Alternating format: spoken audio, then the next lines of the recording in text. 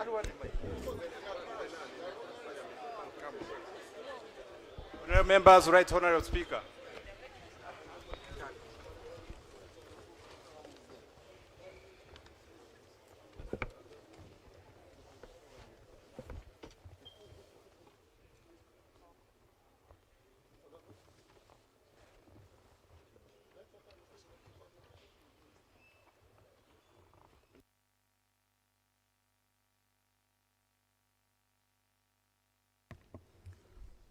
Prayers. Almighty God, who in your infinite wisdom and providential goodness have appointed the offices of leaders and parliaments for the welfare of society and the just government of humanity, we beseech you to look upon with your abundant favor these your servants, whom you have been pleased to call to the performance of such important trusts in this land. Let your blessing descend upon them here assembled, and grant that they may, as in your presence, treat and consider all matters that shall come under their deliberation in so just and faithful a manner as to promote your honor and glory, and to advance the good of those whose interests you've committed to their charge. Amen.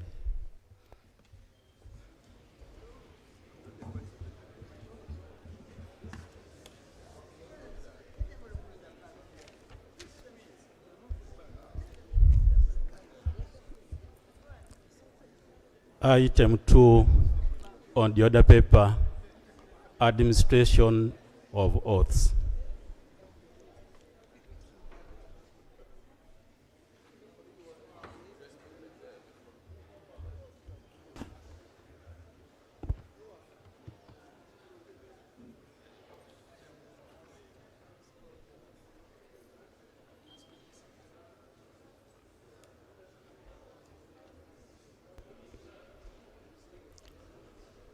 Mr. Speaker, sir, following the death of Honorable Helen Nachimuli, woman representative, Karangara District, which occurred on Sunday, 19th April 2026, the position of woman representative of Karangara District fell vacant. In accordance with Article 81, Clause 2 of the Constitution of the Republic of Uganda, the Clerk to Parliament notified the Electoral Commission of the existence of this vacancy in Parliament. On 25th June 2026, a by-election was held, and the Electoral Commission has in writing communicated the results to the Clerk to Parliament, indicating that Nabiyaga Aida was elected as the woman representative Karangara. The member-elect is available and is ready to take and subscribe the oath of allegiance and of a member of Parliament. Mr. Speaker, sir, I seek your indulgence to allow her to undertake the oaths. Permission granted. Maybe for you this side. Wait.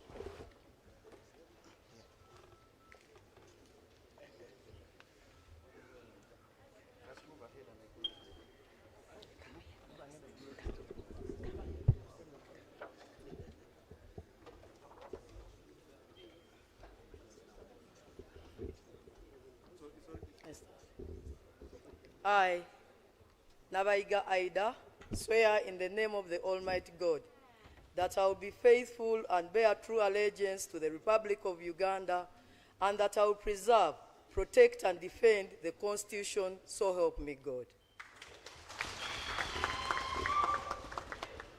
I, Nabaiga Aida, swear in the name of the Almighty God that I will give faithful service to this Parliament and support and uphold the Constitution of the Republic of Uganda as by law established, so help me God.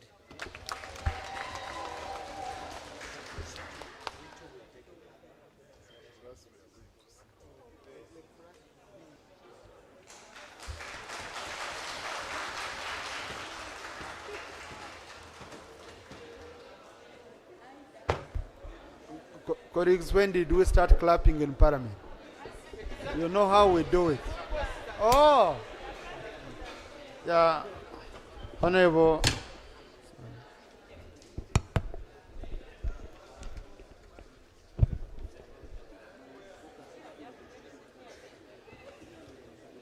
It's honorable kind sign on the oath.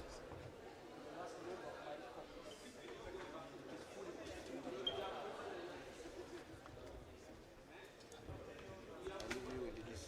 Eh? I've given you. Congratulations. I know I was with you in the 10th Parliament. You're back, so you know the procedures of this House.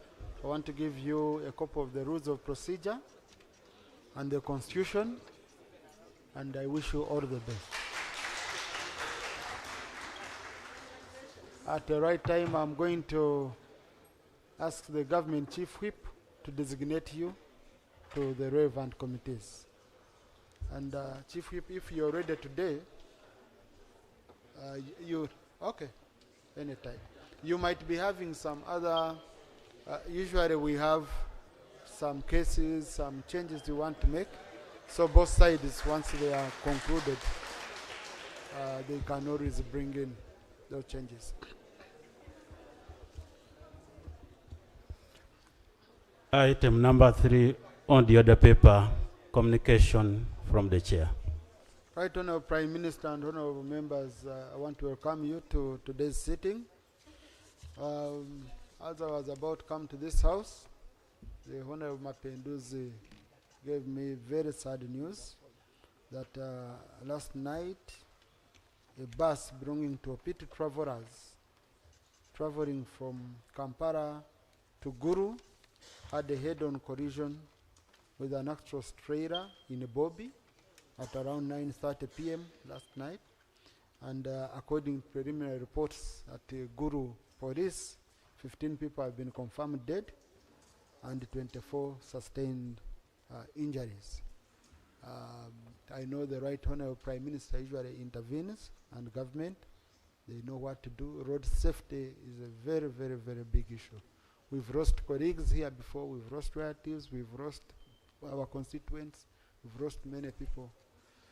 It is an issue which all of us needed to come and put our hands together to see how best we can promote road safety. And in the meantime, honorable colleagues, I request you that we stand up and observe a minute of silence for the victims.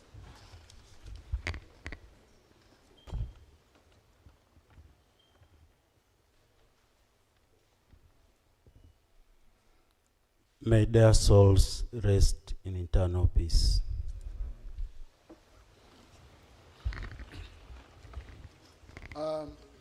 Honorable colleagues,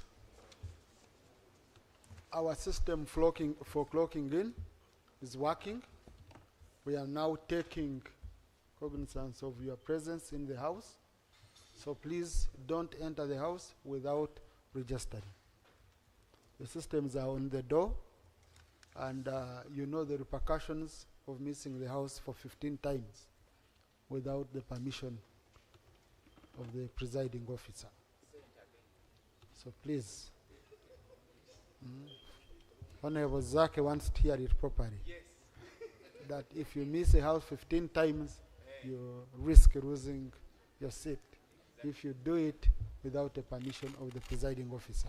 Now, those who are not able to come here physically, our rules provide for virtual attendance of the house. So, and once you attend virtually, whoever attends virtually, we record. Okay, we put it in the records of Parliament. So, if you're not able to attend here, please attend virtually. And the rules that apply to physical attendance apply to virtual attendance. At the induction, I was telling colleagues, they were asking me about procedures and all that. We always send logins every day because we don't want, and this is a secure login because we don't want strangers to attend the house. Number 2, you must be dressed formally. I don't want you to attend the session when you're digging or you're in a car traveling, moving. Ensure you have a stable internet connection and you're in a room where you are only and only you, because we don't want strangers to tag on and attend the house. You're submitting and your child also submits. Can say, oh, Daddy, I also say this, and it goes on the Hansard. You know? Yeah, so we want to be very, very clear on that. But would encourage as much as possible for you to attend physically. Now tomorrow, we shall be having Prime Minister's time. There are very many questions I received today, and most of the questions are not questions of urgent nature. So they are questions which should be going to the Prime Minister. Please, these are questions you just take to the government chief whip, lead of government business office. And they are always recorded. The Prime Minister always has questions for written responses and questions which come from you members directed for oral answer. So if I don't pick you today, please bear with me. Tomorrow is your day. We usually save Thursday to accommodate as many questions. Honorable Singoma, I saw your question. Yes. I saw it, so tomorrow I'll give you space. And Prime Minister, I'm sending some of the questions to your office so that you prepare the responses early. Honorable colleagues, for now, that's it. Matters of national importance. On my communication, I will allow two people, one here, another one here. I'll allow Honorable Opia Chuti. I allow Honorable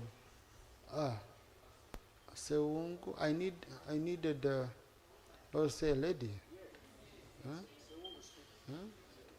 Okay, let me do this. Honorable Seungu, Honorable Amania Mokono, Honorable Alainos, Honorable no, on my communication. Yeah. Matters of national importance, I have them.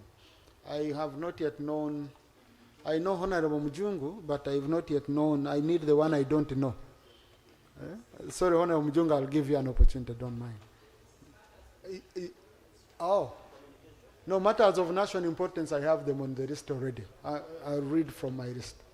Okay, on my communication, Honorable Pio, it was on my communication. And Honorable Mujungu, it was on my communication. Honorable Mujungu, was it on my communication? Okay. And Honorable Timugiu, please. Honorable Pachuto on my communication, so let's do 1 minute. No, the ones I picked are enough on my communication. Is it on my communication, Honorable Seungo? Please. Thank you, Mr. Speaker. On road accidents, Mr. Speaker, sir, Minister of Works must come out and correct errors on the roads. Along Masaka Road, where I come from, Sino trucks have the biggest hooting on the roads, and many people are dying because of hooting. They are loose governing vehicles. Secondly, what type of roads do we have, Honorable Minister for Transport? We cannot have roads without infrastructure. No painting, no road signs. And how do we run a country where you tarmac roads and they remain dusty? Sincerely, Mr. Speaker, the issue of Sinotrax. I was a young man, by that time I was in primary, during Amin's regime, which cannot happen now, Mr. Speaker. But the lorries, we are not traveling at night. But Sinotrax are causing... Conclude, Honorable. They are causing a lot of accidents along the roads. Secondly, these buses one time had speed governors. But these days they are no longer having speed governors. A lot of work is done by you, but it's not satisfactory. Honorable Minister, I am seeing you in the field. I'm happy with that. This is the beginning of your work. But kindly, the issue of people dying because of accidents. Mr. Speaker, motorcycles, border borders have stronger lights than vehicles at night. All those are imported by government and you sanction them. If not so, you are not arresting those who are bringing them in the country. How would you have a motorcycle along the road, a border? It gives flashes at night, stopping other people from seeing. And at the end of the day, people are dying. Here we are, morning 15. But if you take a real record of people dying every day on our roads, It's far, far painful, and something must be done by government. Mr. Thank you. Honorable colleagues, in the VIP gallery this afternoon, we have a delegation from the NRM Secretariat. They include the Honorable Dr. Nansubuga Rosemary Seninde, Director Mobilization. Hello, our guests here, we don't clap, okay? Here we don't clap, and I request clerk to always brief our guests, okay, before they enter the gallery. They were about to say Naremoye, and we start. And there the Prime Minister would jump and join right away, I know her. So I don't want us to take that route, okay? The Honorable Chatire Jacqueline, Deputy National Treasurer. The Honorable Ambassador James Kinobe, Commissioner, NIM Electoral Commission. And the Honorable Emmanuel Dombo, Director for Information and Publicity. They've come to observe proceedings of this House. Please join me once again in welcoming them. And we are always happy to see our former colleagues coming to, because from here they advise us, they talk to us. We always love it. Honorable colleagues, also in the VIP gallery this afternoon, we have our sister, Honorable Kaya Christine Nachimwero, former district woman, member of parliament for Chiboga. She has come to observe proceedings of this House. Please join me once again in welcoming her. Colleagues, in the public gallery this afternoon, we have a delegation from Karangara district. They are Kaita Sande Gerard, chairperson NRM Karangara, and many other people. Oh, I can read the leaders. Narongo Nowerin, the mother to our sister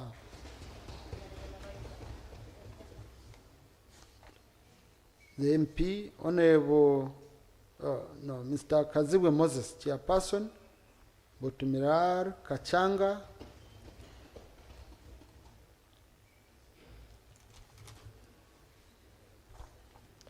Kavuma Adrian, the husband to Honorable Aida. Now he's an MP by association, but not by accessing emoluments. And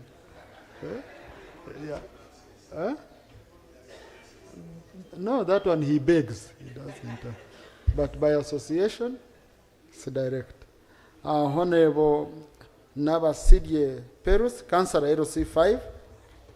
Mr. Chiberu, His Worship Chiberu Dodovic, Mayor Karangara.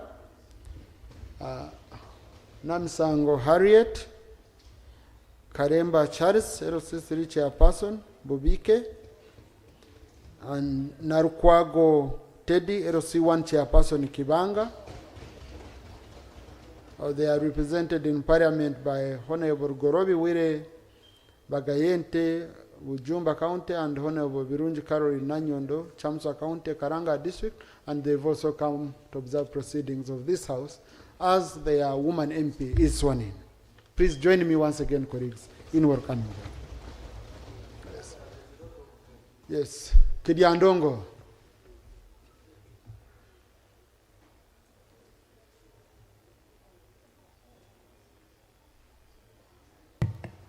Thank you, Right Honorable Speaker.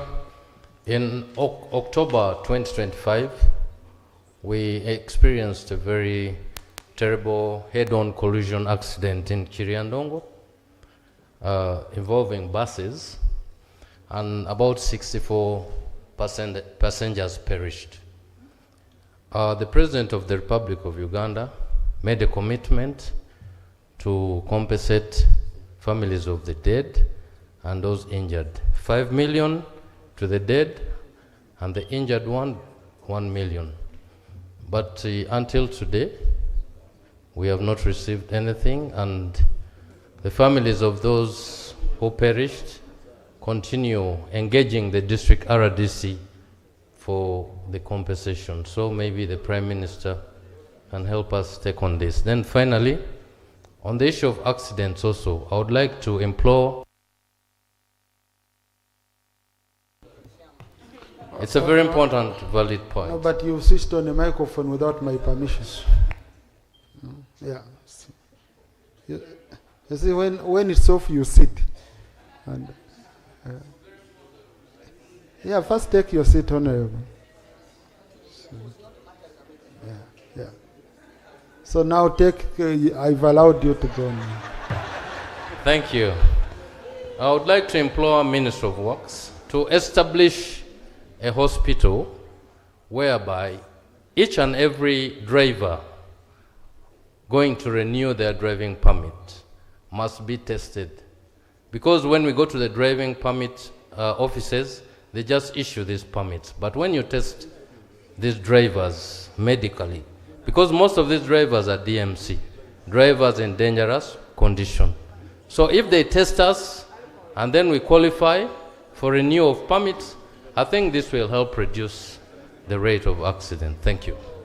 Now, honorable colleagues, apart from specific matters, like the one raised of the contribution, I wouldn't even call it compensation, I'd just say contribution towards either medical or burial expenses, you know. The rest, I would want, if they are not very direct, then the committee, that's why we have committee leaders here, to be observant. This helps you when you're doing your work. Otherwise, not everything will be responded to. So Prime Minister will respond at once. Let me just allow Honorable Pachuto. Thank you very much, Right Honorable Speaker.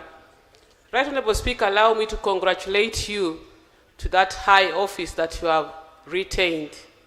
Allow me also to congratulate my fellow fisherwoman, Honorable Ida. Welcome back to the House.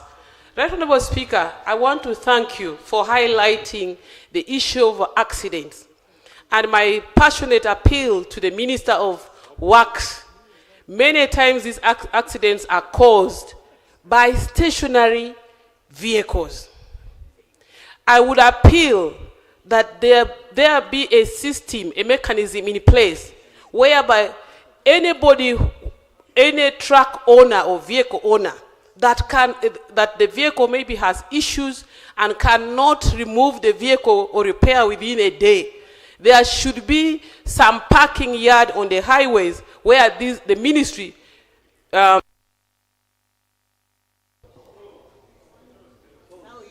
Okay. Conclude.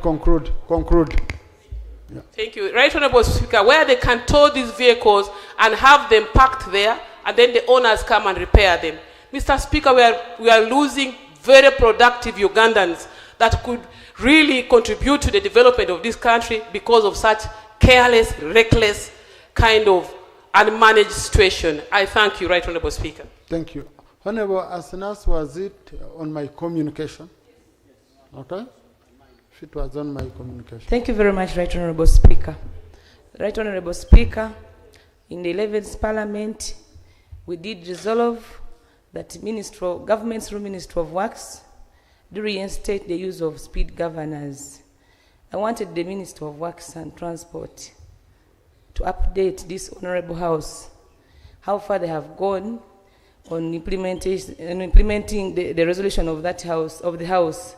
But also what our dear sister has said, we did also resolve that if a car gets a mechanical problem in the 11th Parliament, the owner, at his cost or her cost, together with police, they work together that it is told. So we also want the Minister of Works to update us how far, because even the Prime Minister is here, so was part of that meeting together with Uganda Police and other officers from the Ministry of Works. Thank you. I had picked Honorable Pio Achuti. Thank you, Right Honorable Speaker. On the issue of road accidents, Right Honorable Speaker, in the last Parliament, I recall that we came up with a committee under the Speakership's office, and they came up with clear resolutions and action items. I would appeal that those action items be retrieved so that the Ministry of Works and the necessary agencies can follow on it. But related to that, Right Honorable Speaker, on that Gulu Highway where the accident took place, there's a section from Kamdini proceeding to Lira up to Soroti.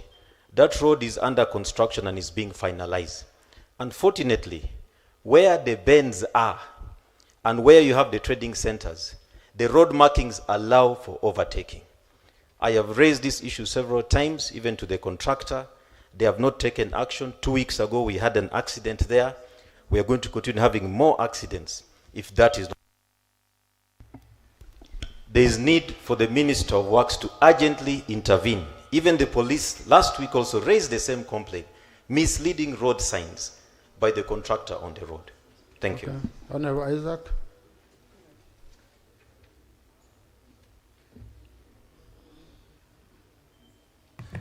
Thank you, Right Honorable Speaker. Right Honorable Speaker, just alluding to some of the submission of our honorable colleagues. The entire stretch, the northern route, going all the way to Gulu, the biggest accident right now is due to the potholes which are not being filled by the Ministry of Works. We have got a high volume of passengers now traveling at night. So these buses, because of little lighting along the road, they do not see some of these potholes. And that is how they end up swerving towards another vehicle and we get head collisions. And that is how we are getting accidents. Can we have those potholes actually filled to make sure that the road is safe? And Right Honorable Speaker, I would like to inform the Minister of Works that we are still getting accidents and deaths along the Jukia Road. We passed a loan here of $20 million for works to begin on Nebi Goli Road, the 16 kilometers. Nothing is happening on the ground. What are you going to do? Lastly, Right Honorable Speaker, you remember in 11... Honorable Minister for Works. Thank you, Honorable Isaac. Thank you very much, Right Honorable Speaker. I do, and some of these are even some of them who suffer in Mulago, but for this very accident, which I've just mentioned, the preliminary reports show that the cause of the accident was overspeeding. But Honourable Speaker, I request, I've noted the advice given to us by honourable colleagues, and also I request at least a period of 2 weeks, I bring a statement to this House showing the comprehensive plan we are working together with the Department of Traffic Uganda Police and the other stakeholders who support us in road safety, so that you can advise us further on that plan. If it is good, we guide to implement. If you need us to change, we shall change. Then we bring it. So, Honourable Minister, 2 things. One, the colleagues have alluded to the resolutions of this House. And you know, when the House makes resolutions, there is action taken. So I will ask the clerk to once again avail you a copy of those resolutions, because you have just been appointed, so that you can show us the action you've taken or you plan to take on those. That's number 1. Number 2, with regard to the statement you're saying you bring here in 2 weeks, I would propose you take it to the Committee on Physical Infrastructure, so that together with your technical staff, okay, you go through it comprehensively, and if the committee finds it needs to report here, it will report. But here usually the report is for resolutions. So if it's not for resolutions, then the committee would just help you to enrich, and then you keep engaging with us here. I think that would, but there are specific questions which the members raised, very, very specific, which were not general, which needed quick action from you as a minister. Okay, like the issue of, I expected you to respond to Honorable Pio on speed overtaking lanes in the busy trading centers where they are working on the road. Then the issue raised by Honorable Isaac on the run for Gori, which we passed. I think Honorable Linus also, but there's one for the Prime Minister from Honorable Linus. Please, I don't know if you can. Right Honorable Speaker, on the issue of the road sign on the road, we mentioned it even in the last Parliament, that you're working out on the plan. The road signs we have, they are so attractive, more especially they are metallic. The ones we put, they are so attractive to our people. We're working on the plan to bring the ones which are not attractive so that they can last long on the road. Most of them use the poles, and where we put the signs, they take them, they save them in terms of scrap. You arrest people, tomorrow they come back. But we're working out a plan where we can have those ones which are not attractive, which can last longer. And we remain committed, we shall do that. Then the issue of bring back the speed governors, I've noted that one was concerned. We're going to go back and see to our people. We see how best we can bring it up, serve our people. Then on the Nebigori Road, Honorable Speaker, we are working to ensure that finance finalizes with the contractor, and very soon the contractor will report on site once he finalizes everything with the Ministry of Finance. Thank you very much. Thank you. Honourable Minister, Cracker will request you forward a copy of this component of the answer to the Minister on those specific issues which members raised. And he's able, because I know how he works. Now he will quickly move into action. Right, Honourable Prime Minister.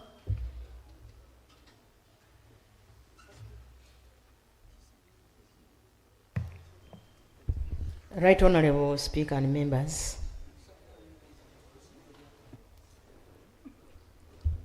I have two questions. One is on the issue of testing our drivers before they are recommended to have a renewed license to drive on our roads.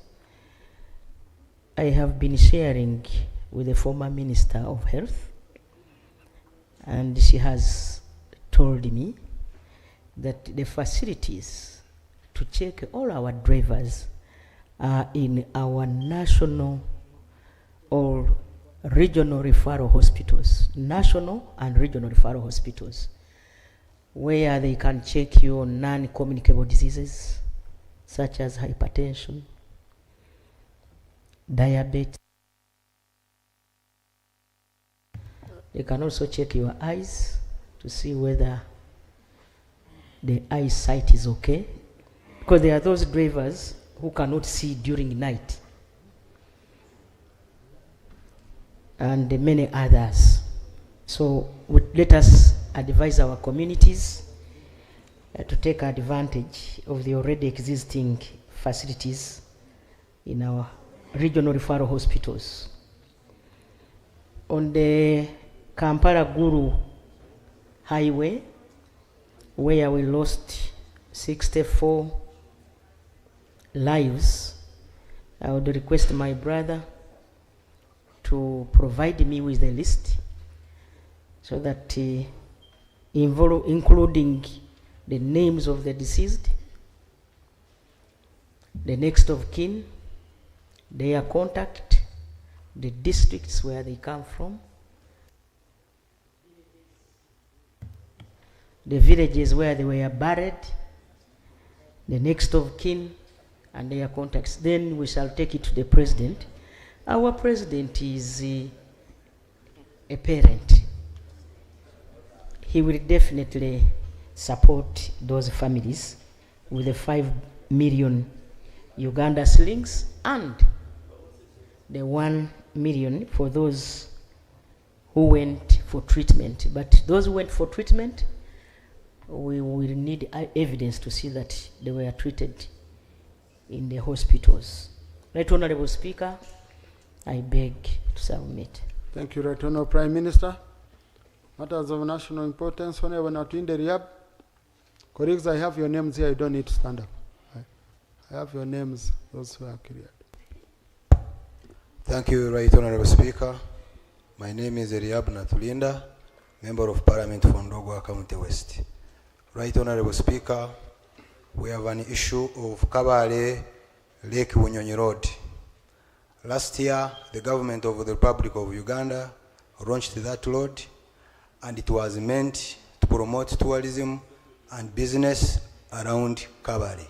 But unfortunately, the contractor, Samcrete Egypt Contractors, has abandoned the site.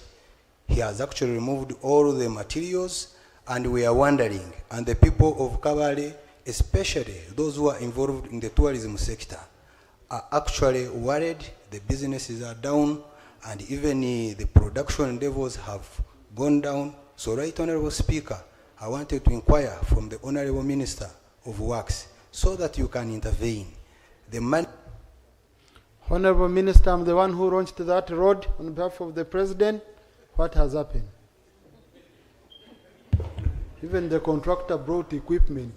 Did he take them away after? Right Honorable Speaker, I know the road, Kabale Kebunyonyi, and that contractor is the same contractor who was going to work on the Mugainga road. Those are tourism roads. And as I speak now, we are considering terminating the contract of that contractor on grounds that he had no capacity. And my technical people, they informed me this is a loan. When you're taking a loan, this should be through competitive bidding. They had written to the bank that we shouldn't have a contract with this person when they had anticipated that the person didn't have capacity. But the bank refused and accepted, said, let's take this person. Actually, we have received information, even the bank itself, they have instituted an investigation why when our officers raised the red flag, but the bank went ahead to procure this contractor. But we are taking up within a few weeks, we shall have terminated that contract and you will get a new contract on board. This morning we met the African Development Bank people. Please go ahead. We agreed. I've also been consulting the Minister of Finance. We are working out the plan, and it has given instruction, yes, as you bring the plans to terminate, but also bring the plans to get the contract immediately. Thank you. And we shall solve that mess. Thank you. Honorable Mafabi Asha, clarification is to a member holding the floor, and I don't have any. Honorable Asha Mafabi. Procedure, Honorable Nsamba, procedure. Sorry. Honorable Mafabi, you can sit. Thank you very much, Right Honorable Speaker. Right Honorable Speaker, there are so many projects of the nature that the ministers talked about that are being abandoned. These people get the contracts, they are paid a big chunk of the money, and they take off. And that is a very big problem, Right Honorable Speaker. Right Honorable Speaker, before he runs to terminate that one,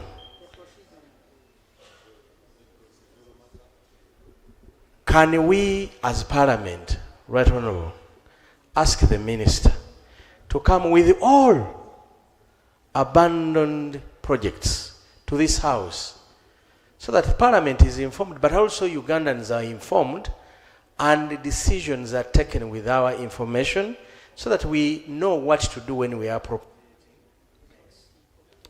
Honorable colleagues, Parliament doesn't have anything to do with terminating contracts. That's not our job. Okay? So what I would think, Honorable, we have just instituted committees. What I expect each committee to do is to invite the sectors that are responsible for updates on what is going on in their sector. Okay? And from there, they will take on this job because we assign them. Yes. For example, the Committee on National Economy. I expect it now to call the Minister of Finance to come and give an update on all loans we have approved, which have not yet concluded. And then we take it on from there. The Committee on Physical Infrastructure, I saw the Minister in papers as summoned contractors. Now the committee should summon him to tell the committee what the contractors told him. Okay? Like that, we are going to work together. So, but yeah, I think it's good progress. He's very, very proactive, Honorable Yamukama. So if we support him, and also colleagues, if you know abandoned projects in your areas and you inform him, I'm sure he will take action. Honorable Mafabi Asha. Thank you, Mr. Speaker. I would like to join everyone else to congratulate you on acquiring your seat again. Honorable Deputy Speaker, Sorry about that. It's my first time, so I'm nervous. Please forgive me. No, it's a maiden speech, you're protected. Thank you. Members, unfortunately, Mr. Speaker, Sironko, among other districts in the Elgon region, have faced landslide problems every single year. Sironko has lost people and cattle and land, arable land, annually because of landslides. I raise on the matter of national importance because we have 1,645 victims who have not been relocated, and the cracks which were formed are expanding. We're expecting El Nino rains, and the science is the rain seeps and further drags the soil. May I continue? Maiden speech. Yes, thank you so much. Thank you. I'm humbled. Right Honorable Prime Minister, we are grateful for all the efforts of government, but we are requesting that the process of relocating is expedited because we are at risk. This is information from the district officers. Thank you so much, members. Right Thank Honorable you. Prime Minister, and congratulations, Honorable Mafagi.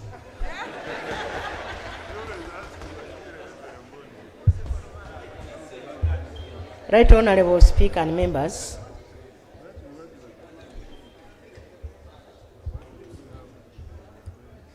I remember in 2023, we all agreed, both government and parliament, that the way forward for our people who live in the enclaves of Mount Elgon,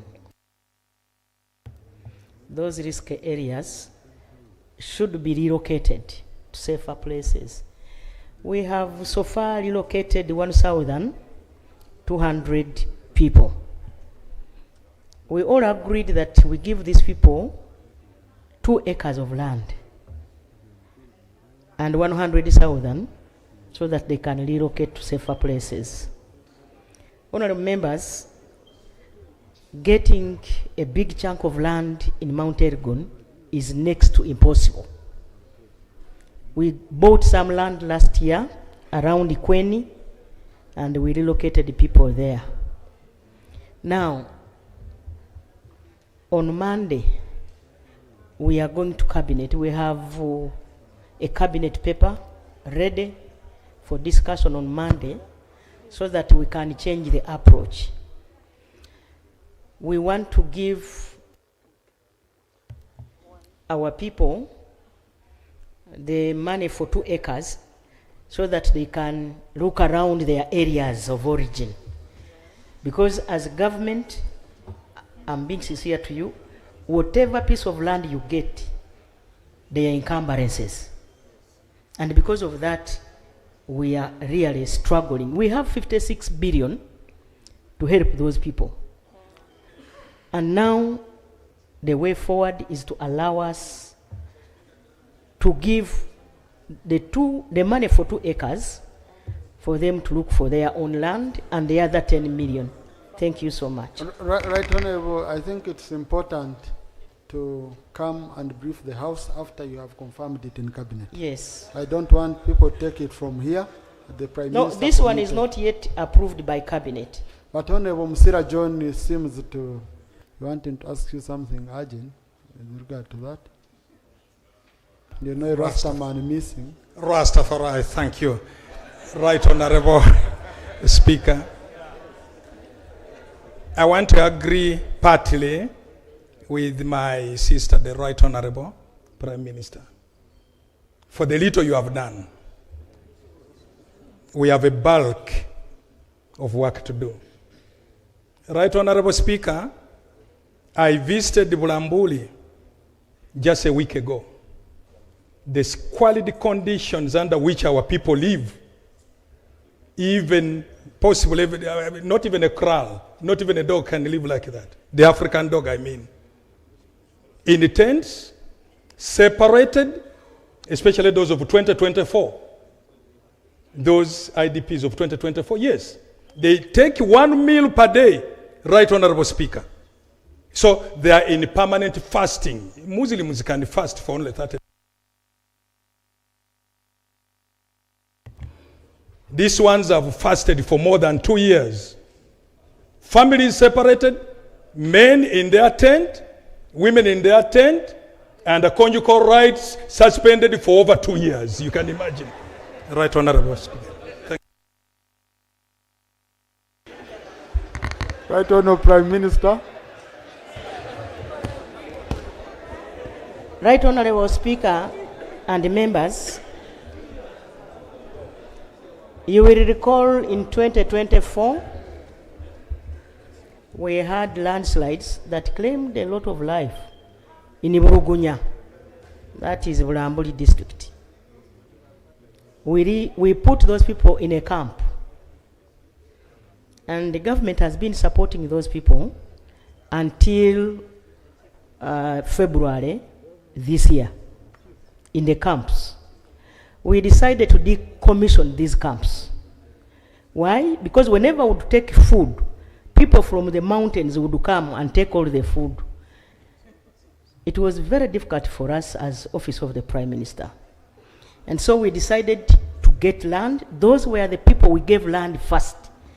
But when these ones were given land, others brought themselves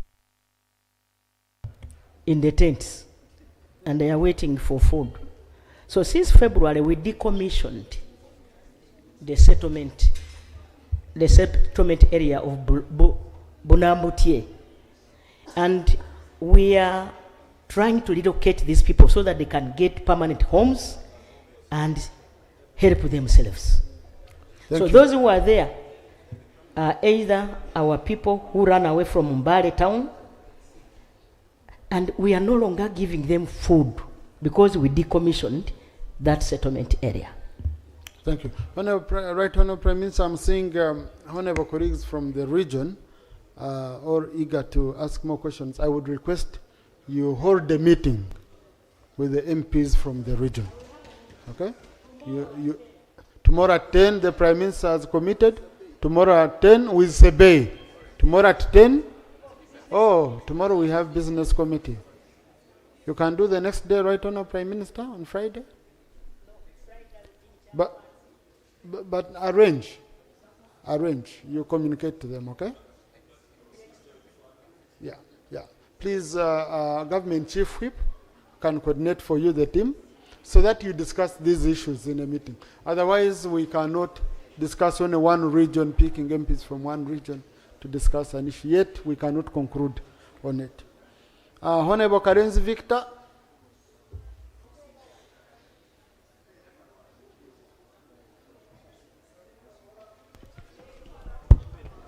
Thank you very much, Right Honorable Speaker. My name is Dr. Kalenzi Victor, the Member of Parliament representing Bunyangabo County. I raise a matter of national importance in Bunyangabo. We have a very big problem, I don't know if you will call it an outbreak of cancer. 2 weeks ago, I lost my son, and I want to thank members who came to condole with me. But in the same week, we buried over 12 people dying of cancer. We have 2 sub-counties of Kiombia and Ruimi where people are still taking Crater Lake water.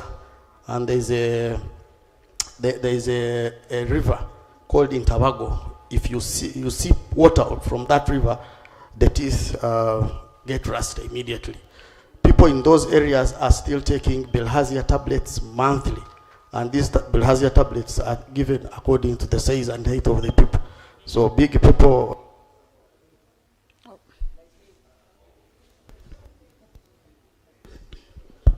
told people like some of the MPs you are referring to yesterday would be taking about 10 tablets, and shorter ones like me would take about 4 or 5.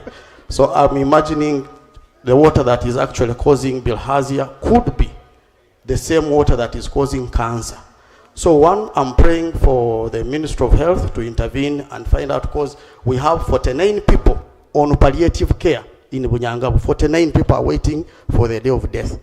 And many people are going to hospitals when it is too late, when cancer is in stage 4. So I'm praying that the Ministry of Health to intervene and also to provide clean water in areas, especially as a matter of emergency of Kiombia and Ruim Sub-County and Kabonero, because we are suspecting the water there is having probably dangerous minerals that could be causing cancer and bilharzia. So I am I'm praying that the responsible ministries to intervene. Thank you. Right Honourable Prime Minister. Thank you. Of course, the Prime Minister can always assign any. Right Honourable Speaker, we have taken note of the issue. I will inform Ministry of Health to institute an investigation into what is in the lakes and the two rivers, Ntavago and Rukongo rivers. And then they will inform us of what their findings are. I thank you. Thank you. Honourable Namboze. And for the water source, we shall inform the Ministry of Water. She's here. She can give them water immediately. No, Honourable colleagues, Honourable, don't mind. Just, yeah. Let us first do the investigation. We know whether it's from, the problem is even from the water. Okay? And give feedback. Honourable Namboze. Honourable Namboze. Thank you, Right Honourable Speaker. Right Honourable Speaker, there are disturbing reports in the press and in the social media that there is a possible diversion of funds, money up to a tune of 51 billion, 14 million US dollars to be specific, that was meant for the servicing of loans that ended up on private accounts in foreign countries. Right Honourable Speaker, the reports show that His Excellency the President directed the Minister of Finance, Henry Musasizi, to account for the diverted money, specifically 6 million US dollars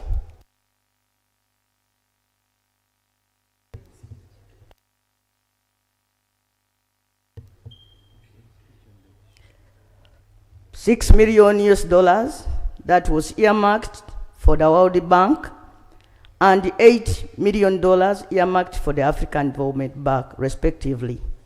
Right Honourable Speaker, if this is true, that money that was supposed to be paid to MJS International Limited in London, UK, and Lordway Company Limited in Japan ended up on private accounts that were closed immediately the money was deposited and withdrawn, that becomes a very grave and important. Like, therefore, Right Honourable Speaker, as a matter of national importance, to pray that the status of this matter be given. A general report is made comprehensively about the servicing of debts, because, Mr. Speaker. Thank you, Honourable Namboze. Honourable Minister for Finance, and then I can guide after.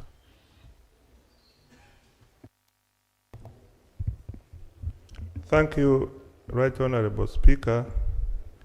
Right Honourable Speaker, the matter Honourable Namboze is raising is a matter which has been with us for quite some time.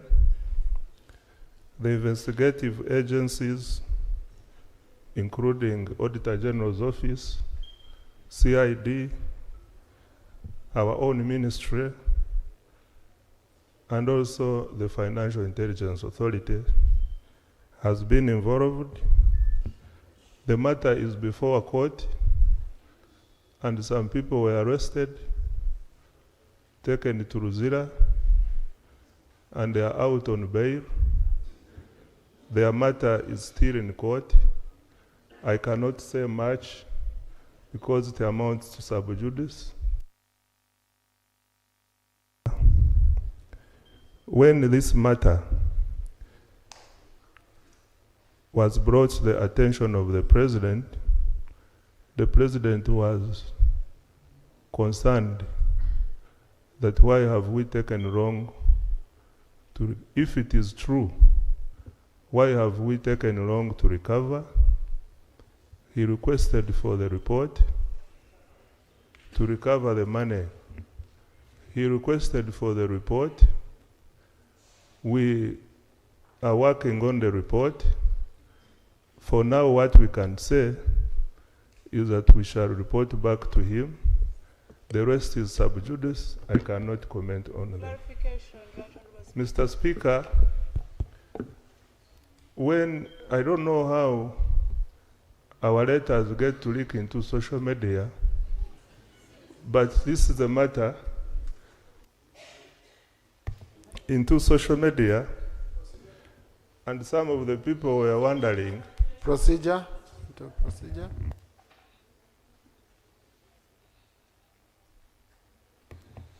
Thank you very much, Right Honourable Speaker. I think the powers to determine sub judice or not, when we're in the House, resides with the presiding officer, who is the Speaker.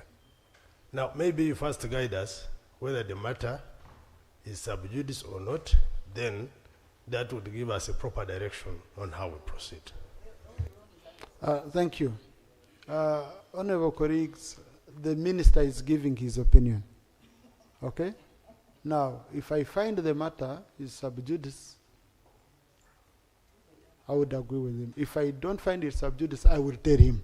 So I'm just waiting for him to conclude, and then I give my guidance. Mr. Speaker, in conclusion, I want to say that when this matter went into social media, some of our friends whom we compete with in politics wanted to take it to another direction. I want the public to know that I report immediately to the President. And in so doing, because of the nature of my assignment now, almost every day, I have a directive from the President. So when you see the President writing to me, he's writing to me as a Minister of Finance. It is not that I am involved or anything, but every other day, I get instructions from the President, Mr. Speaker. Therefore, the public should not get worried when they see the President writing to me. They come to me every day. I am privileged to get them every day, Mr. Speaker, because of the nature of my position. Thank you. Now, honorable colleagues, this is a matter which was raised by His Excellency the President to the Minister. So this is a communication within the executive, and it was calling for action. Okay? So I would feel uncomfortable for us to demand that they report here when there is someone who instituted an investigation and he said, report to me. And he's the overall authority. He's a fountain of honor in the country. So I would Honorable Minister, go ahead and report where you're supposed to report. Then, but Honorable Namboze has raised an issue on the other ones. Now that is the duty of the Committee on National Economy. Colleagues, we are arranging an induction for committees so that we take you through your roles, your work, and what we expect of you. Okay. Thank you, Right Honorable Speaker. Right Honorable Speaker, the law, the Public Finance Management Act, mandates me to report on the performance of loans. And this report normally comes before the budget. By end of February, I am supposed to report to the House on the performance of loans. This report goes to the national economy, which scrutinizes it and brings it back to the House for debate. So I thought Honorable Namboze knows this because she has been here with us for quite some time. Honorable colleagues, I had already directed when the minister had already guided when the Minister for Works was on the floor, okay? And with regards to loans of works. So let the Committee of National Economy start its work. Honorable Pachuto and your team, and I trust her, she knows all these processes. So please, start on your work so that we don't spend much. But thank you so much, Honorable Namboze. No, we single procedure. We are coming to 3:30 and we are still rotating. Thank you, Rachel. Thank you very much, Honorable Speaker. I'm rising up under Rule 88 of the Rules of Procedure, and I would like to request you to guide us as to whether you think Honorable Musila is properly dressed in this House. Thank you, Right Honorable Speaker.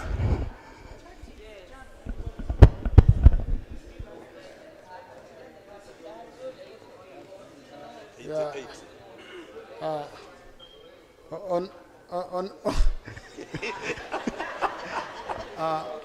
Honorable Musira, I have not seen Honorable Musira. When you see him around, you tell him to put on a tie, and then he enters the house. Yes. Yeah. You go. No. Honorable colleagues, when you are putting on a Kaunda suit, okay, you don't put on a shirt. But when you have a shirt and there is a collar out and all that, you're supposed to put on a tie, okay? But when you see Honorable Musira, because he had moved out, when you see him, tell him to put on a tie and he comes back to the house. Honorable Naki.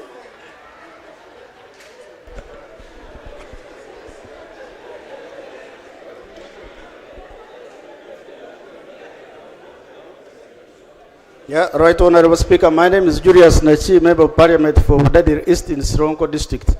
The matter I'm raising, I've actually already informed him. It has to do with the Nalugugu Bridge. This is a bridge connecting Mbale, Sironko, Hulambuli, Sebei up to Swam, the border. Now this bridge was washed by floods last year, and up to now it has not been reconstructed. Now they created a diversion where cars are passing, and you know we have very big trucks for Toro Cement. So far they have killed 11 people as at the end of 30th June 2026. 11, they died. They're always dying in the same spot, because when they come, when one is coming, another one is coming from different direction, they crash them in the middle because it is a small section. So Mr. Honorable Minister, when are we finishing the construction of this? Because even the temporary one is going to be washed. Our area, we just know every year we are going to have floods. It is only a matter of time, but when they come, they are washing even the other one you have put. Honorable Minister for Works. Right, Honorable Speaker, on that bridge, the contractor Baker and our in-house design team, they are working to finalize the design so that we can start on the construction, but that's a longer term, and I'm going to whip my people to speed up the design so that we start on the bridge. But as of now, I'm going to get in touch with the honorable colleague. We see the bypass which they have put on how they can improve it, why they need, so that it stops killing our people. Thank you. Thank you, Honorable Tim Bernard.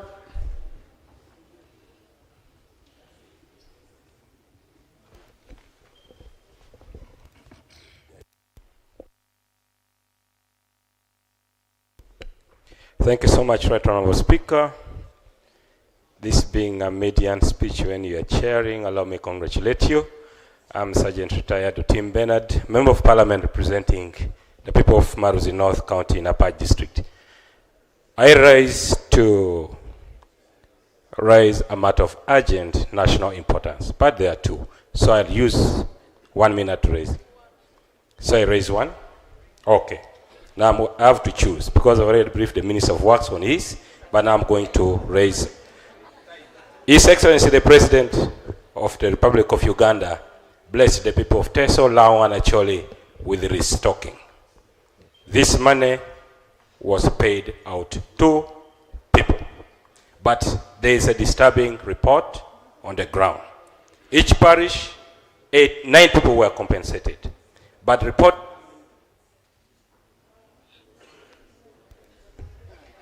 coming shows that out of the 9 people paid, only 5 people are people who hail from a particular parish. 4 are reportedly fictitious persons who have been put there by parish development committee parish chiefs and people at the sub-county. A rough estimate of the parishes in Lao, Teso, and Acholi amounts to 1,863 parishes. And if each payment, 5 of 3 people are paid fictitiously, the government will lose up to about 27 billion. My prayer, the Right Honourable Prime Minister's Office and the Minister of Local Government should, as a matter of urgency, do an audit on this matter. Because already we are losing money. Secondly, members of parliament coming from Teso, Lao, and Acholi should be given an opportunity to verify beneficiaries before they are paid. Because then all the questions are coming back to members of parliament. Thank you so much. You want to go into verification of members, Honorable? Right Honorable Prime Minister?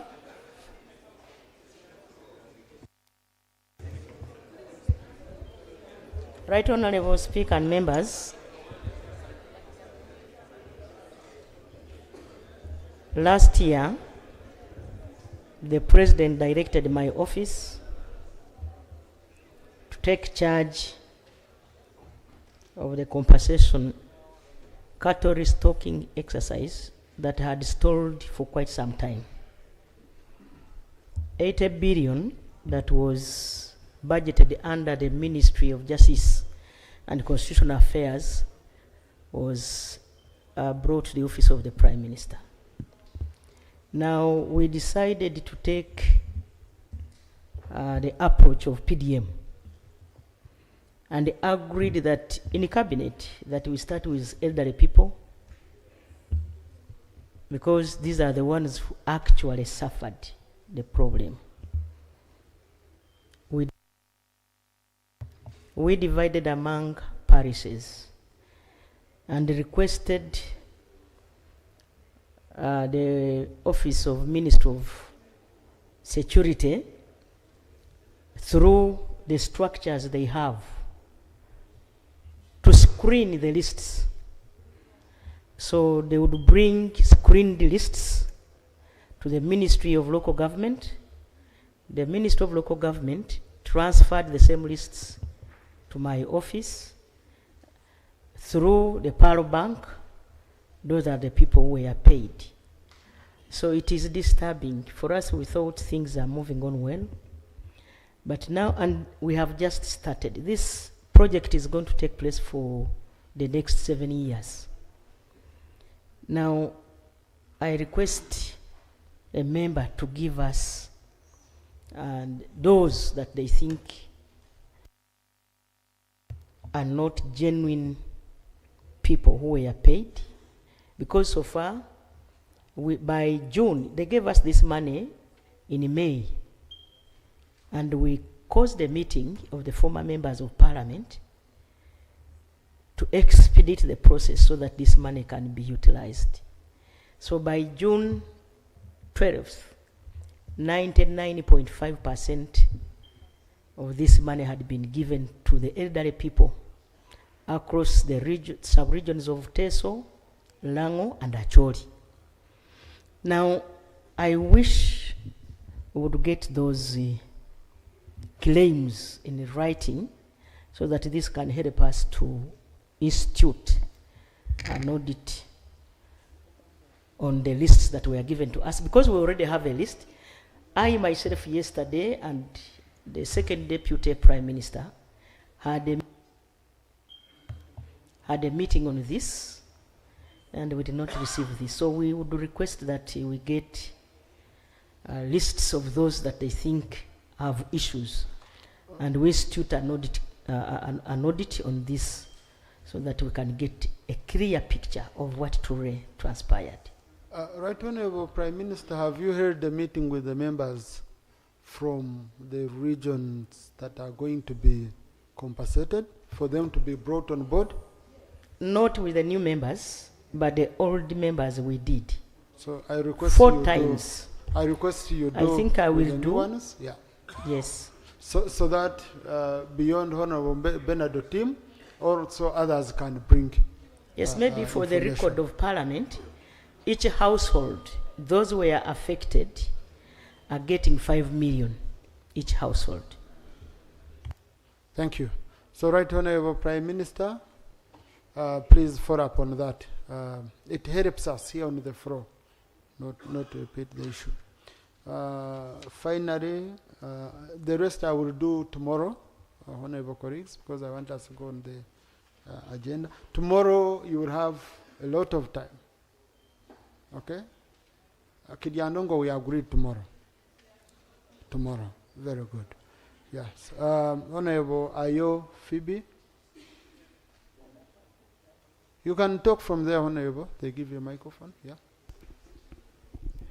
Thank you very much, Right Honorable Speaker, for giving me this opportunity for the first time. My name is Ayo Phoebe, the District Woman Representative for Gulu District.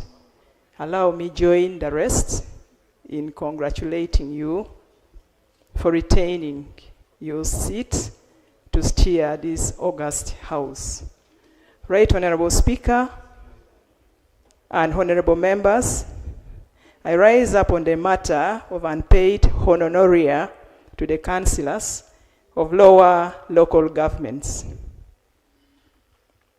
In Gulu District, the 172 sub-county councillors have accumulated honoraria unpaid for over 36 months. I am aware, Right Honorable Speaker,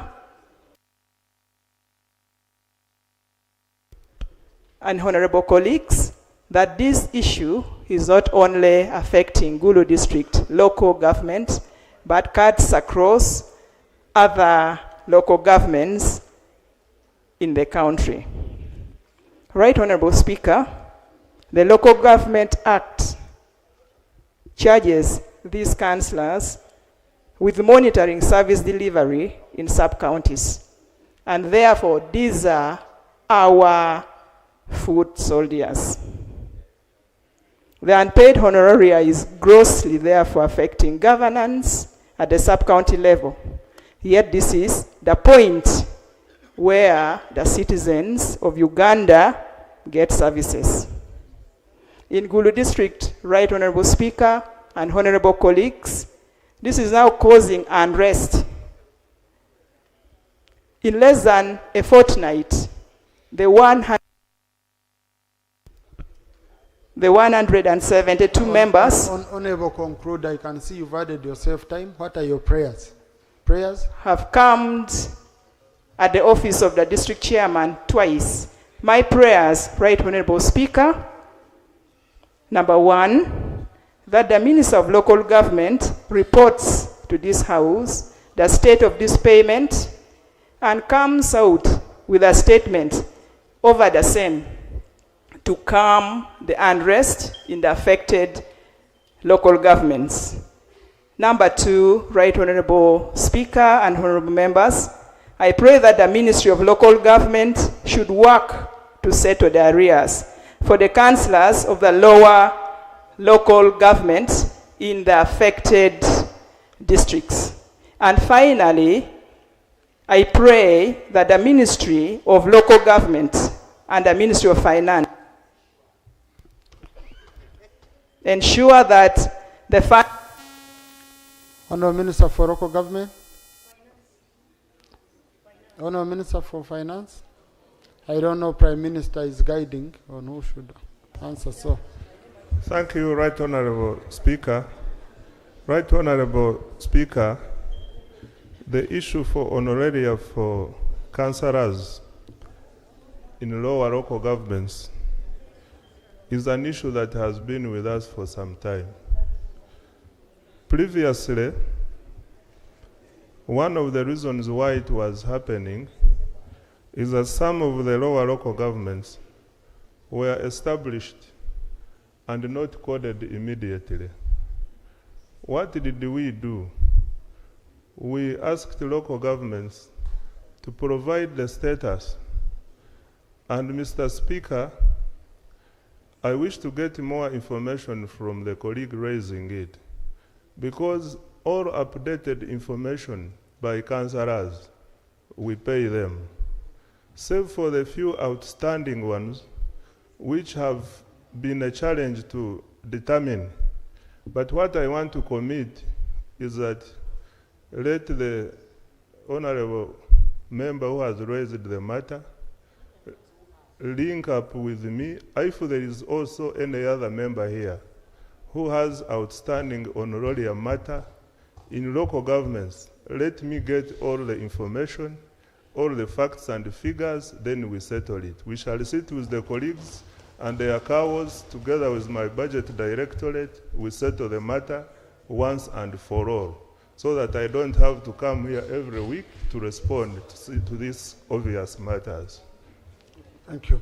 Now, Honourable Minister for Finance, do you think it would work better if, for example, the Minister for Local Government writes all cows to say, okay, all cows, because the cows know, all cows who have pending payments for councillors, okay?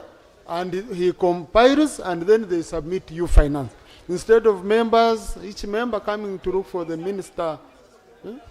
No, I'm saying the Minister for Local Government writes all cows and compiles and submits to finance. Would that work better, Honourable Minister?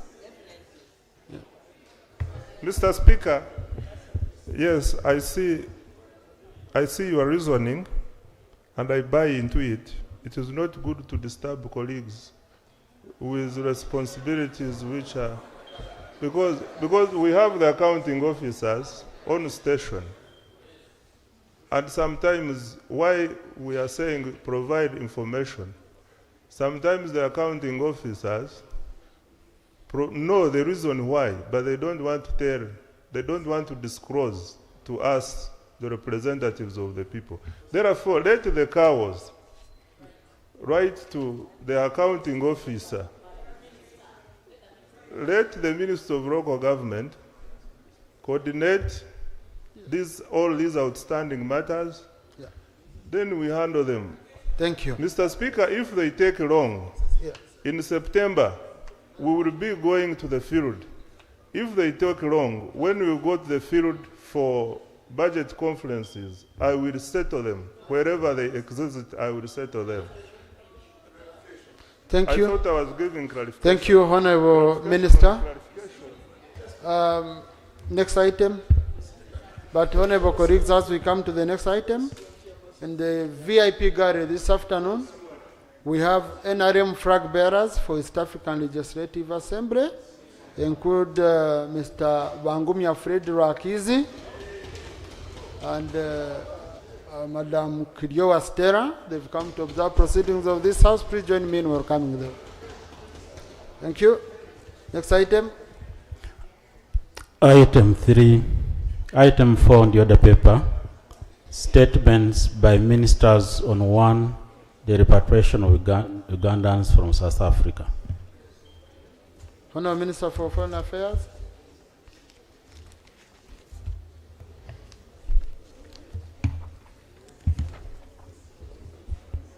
Thank you very much, Lord Honourable Speaker, for the opportunity. Lord Honourable Speaker and Honourable colleagues, yesterday, 7th July 2026, at the 6th sitting of first meeting of the first session of the 12th Parliament, during the reactions to the Lord Honourable Speaker's communication, the leader of opposition, Honourable George Senyonyi, made a follow-up on the matter of the repatriation process of Ugandans from South Africa. Right Honourable Speaker, you guided that I present a comprehensive statement on the matter to this House. I therefore beg to proceed. Right Honourable Speaker, I am grateful for this opportunity to update this august House on the measures undertaken by the government of Uganda in response to the recent attacks against foreign nationals in the Republic of South Africa and the evacuation of our citizens whose safety was at risk.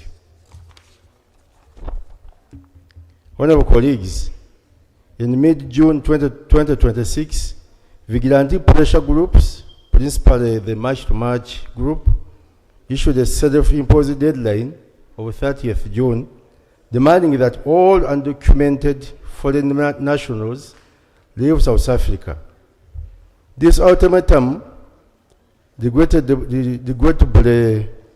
contributed to attacks against foreign nationals and damage to business owned by migrants from across African continent. I wish to place on record our profound appreciations to His Excellency the President of the Republic of Uganda for his timely directive that arrangements be made to evacuate our citizens whose safety had placed in jeopardy. Pursuant to that directive, the Right Honorable Prime Minister coordinated my ministry, the Minister of Works and Transport, the Chief of Defense Forces, Uganda Airlines, the Uganda High Commission in Pretoria, and the leadership of the Ugandan community in South Africa, and also Minister of Finance. I'm happy to report that as of Tuesday, 7th July 2026, a total of 808 Ugandans had been repatriated back home. And we will continue to coordinate emergency support. The next phase of the emergency airlift includes one additional flight expected today, Wednesday, 8th July 2026, at 6 p.m. Expected to carry an additional 250 evacuees. Accordingly, by the end of today, we shall expect to have successfully evacuated 1,130 citizens, Ugandan citizens from South Africa. Right Honorable Speaker and Honorable colleagues, the phenomenon of xenophobic violence in South Africa is not new. Since early 1990s and more visibly from 2008 onwards, the country has experienced periodic outbreaks targeting foreign nationals, often in communities grappling with severe unemployment, poverty, inequality, pressure on public services, and competition for informal trading spaces and employment opportunities. These underlying pressures, coupled with reports that several evacuees had lived in the country for many years without documentation, underscored the need for urgent, coordinated, and decisive action by the state. Right Honorable Speaker and Honorable colleagues, no grievance, however deeply felt, can ever justify violence against fellow Africans. Where criminality is alleged, it must be addressed through lawful and orderly processes, and must never be attributed collectively to any nationality or group of people. Acts of xenophobia erode social cohesion, undermine public order, and offend the principles of human dignity, justice, peaceful coexistence, and most importantly, Pan-African solidarity. Uganda and South Africa enjoy warm, historic, and mutually beneficial bilateral relations, strengthened through trade, investment, education, tourism, defense cooperation, and people-to-people exchanges. It is therefore imperative that these incidents be addressed firmly, lawfully, and constructively, without diminishing the enduring friendship, mutual respect, and cooperation that exists between the two countries. My ministry continues to engage our South African counterparts through established diplomatic channels to ensure the safety and welfare of our citizens. We note with appreciation the assurances given by the authorities in Pretoria regarding the protection of our legally documented persons with their property within their jurisdiction, as well as their commitment to investigate incidents of violence and ensure that those responsible are held in accordance with the law. Also remind us of the need to intensify state-led interventions aimed at addressing unemployment and expanding opportunities for our people, including programs such as the Partial Development Model and the other wealth creation programs, so that Ugandans are increasingly able to pursue dignified and sustainable livelihoods at home. On behalf of the government of Uganda, I extend my deepest condolences to the families of the 3 Ugandan nationals who lost their lives. I also extend heartfelt sympathies to all affected persons and reassure Ugandans in South Africa that their safety, dignity, and welfare remain our priority. Our High Commission continues to monitor developments closely, engage the Ugandan community, and liaise with the competent South African authorities to provide consular assistance. Our citizens are encouraged to remain vigilant, avoid areas of unrest, comply with the laws of the host country, and maintain regular contact with our High Commission. Honorable colleagues, as we reflect on these regrettable events, Uganda remains steadfast in its conviction that peaceful and harmonious coexistence among the people of Africa is both possible and necessary for our shared prosperity. Uganda remains the leading refugee hosting country in Africa and continues to pursue an open and progressive refugee policy grounded in solidarity, compassion, and shared responsibility. Our national experience demonstrates that diversity, when embraced, can be a source of strength. We shall therefore continue to champion peaceful coexistence, lawful immigration, and the protection of human dignity, while working with our partners to ensure that rights and safety of our citizens abroad are upheld. Right Honorable Speaker, I beg to submit. Thank you, Honorable Minister, for this update. Maybe also for the record, like I said yesterday, on top of the law, you had contacted me a day before that you had a statement read and you wanted to update the House. So I want to thank you for being foresighted in such a manner. So I will, we have a shadow minister for foreign affairs. I'll give her 3 minutes if she has anything she would want to say with regard to the matter, the side of opposition. Honorable Joanna Alobo. Thank you very much, Right Honorable. Thank you, Minister, for this information. And I want to thank government for what it has done so far in bringing back our people from South Africa to Uganda.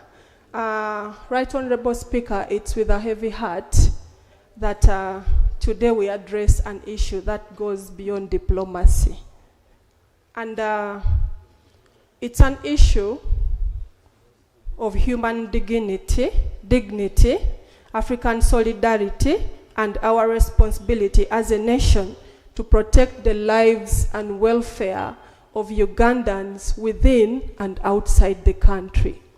Thank you very much, Mr. Minister.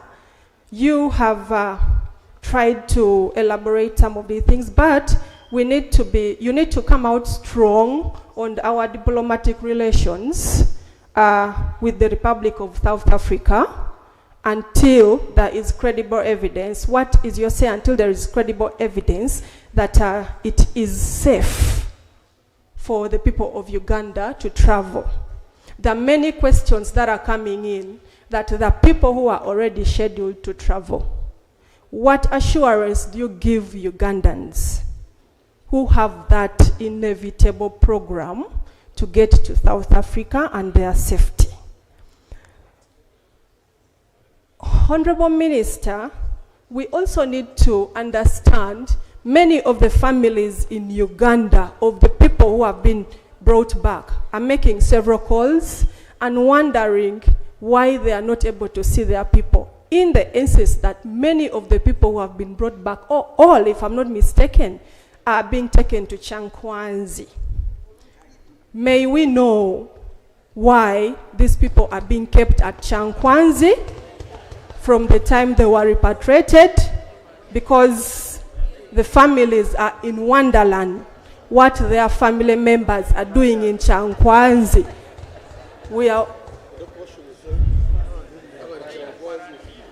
We may have to know whether all are cadres or it's a training for the NRM leadership, something, so we get to tell the public what is happening in Chankwanzi.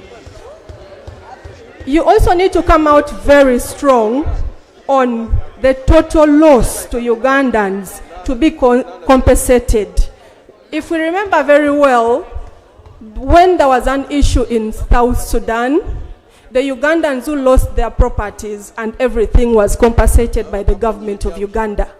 You need to come out very strong, the compensation schedule, or what is the compensation you're going to give to these people that you have brought back. Many of these people had businesses in South Africa. Bringing them back to stay at home, we need to know how we are going to manage the people who have come back because they've left their businesses there.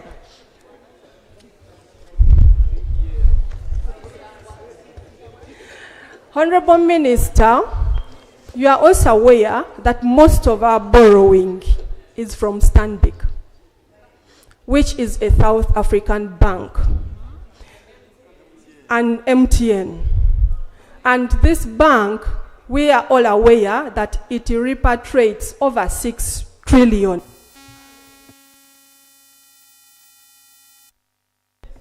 Honorable Shadow Minister, kindly please don't take that line. Please. I just want to guide, okay? Yeah, let us be patriotic leaders. Let us be patriotic leaders. Let us not, please, I'm the one seated here and I'm the one who has guided, okay? These are private companies. Let us not start this here on the floor. It's not good for this country. I would request you, my sister, Joanna Robo, okay? Kind of continue. Thank you very much, Right Honorable Speaker, for the guidance. But I only wanted to find out if we intend to have any other sources of borrowing, if anything goes wrong between South Africa and Uganda. Thank you for the guidance. I also want the minister to come out strongly, and has the government of Uganda, particularly Kampala and Pretoria, so far been in any discussions to ensure control and restoration of security of persons and properties of the Ugandans? Thank you. Thank you. Honourable Minister. These are very critical issues raised by the Shadow Minister. Thank you very much, Honourable Speaker, and I thank the Shadow Minister for Foreign Affairs for raising these pertinent issues. Right Honorable Speaker, about the Changwans.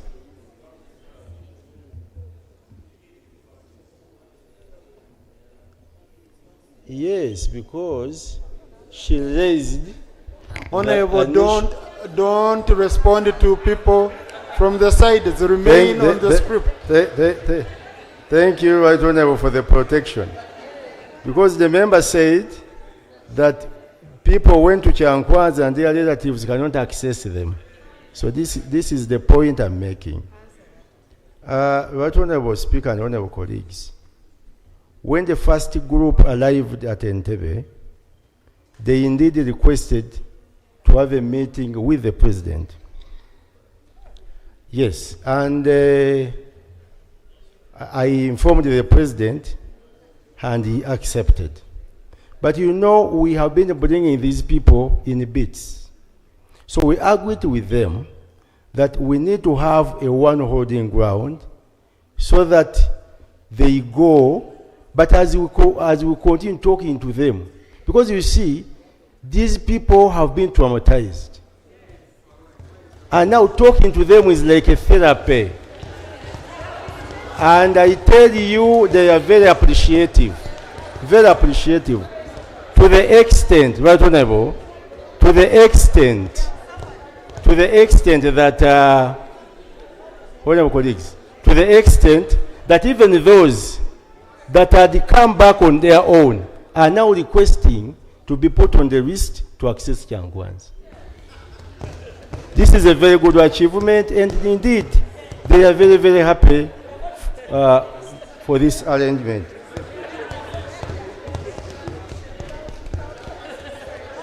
Right Honorable Speaker, the Shadow Minister also raised issues to do with these companies of ours that are here. You know, honorable colleagues, Ugandans... Honorable Minister, she did not. She did not. It's you raising it. Thank you very much, Right Honorable Speaker. Another issue was to do with those that have already scheduled to travel to South Africa. Let them continue with their travel. This problem, yes, these attacks are on those Ugandan nationals, in fact, African nationals that are in South Africa undocumented illegally. But it does not mean that there is a ban. And by the way, members, I need to inform you that this is not authorized by government of South Africa. The government of South Africa is not behind this. Yes. So it is. So I therefore implore all those that had scheduled to travel to South Africa to continue with their movement. Another point, Right Honorable Speaker, the Shadow Minister raised the concern that we should continue with engagements. Yes. Actually, we are continuing with diplomatic engagements. And very soon, I will be traveling to South Africa for more engagements. How I wish that even the Shadow Minister can accompany me to South Africa for further engagements. I thank you, Right Honorable Speaker.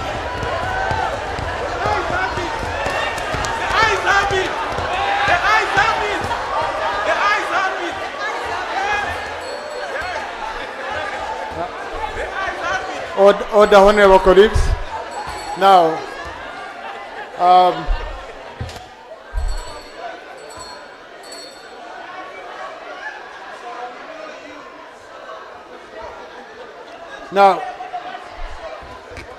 so honorable colleagues, diplomacy is not conducted on emotions. And in this house, we never open much debate on issues of diplomacy because we know how delicate they are.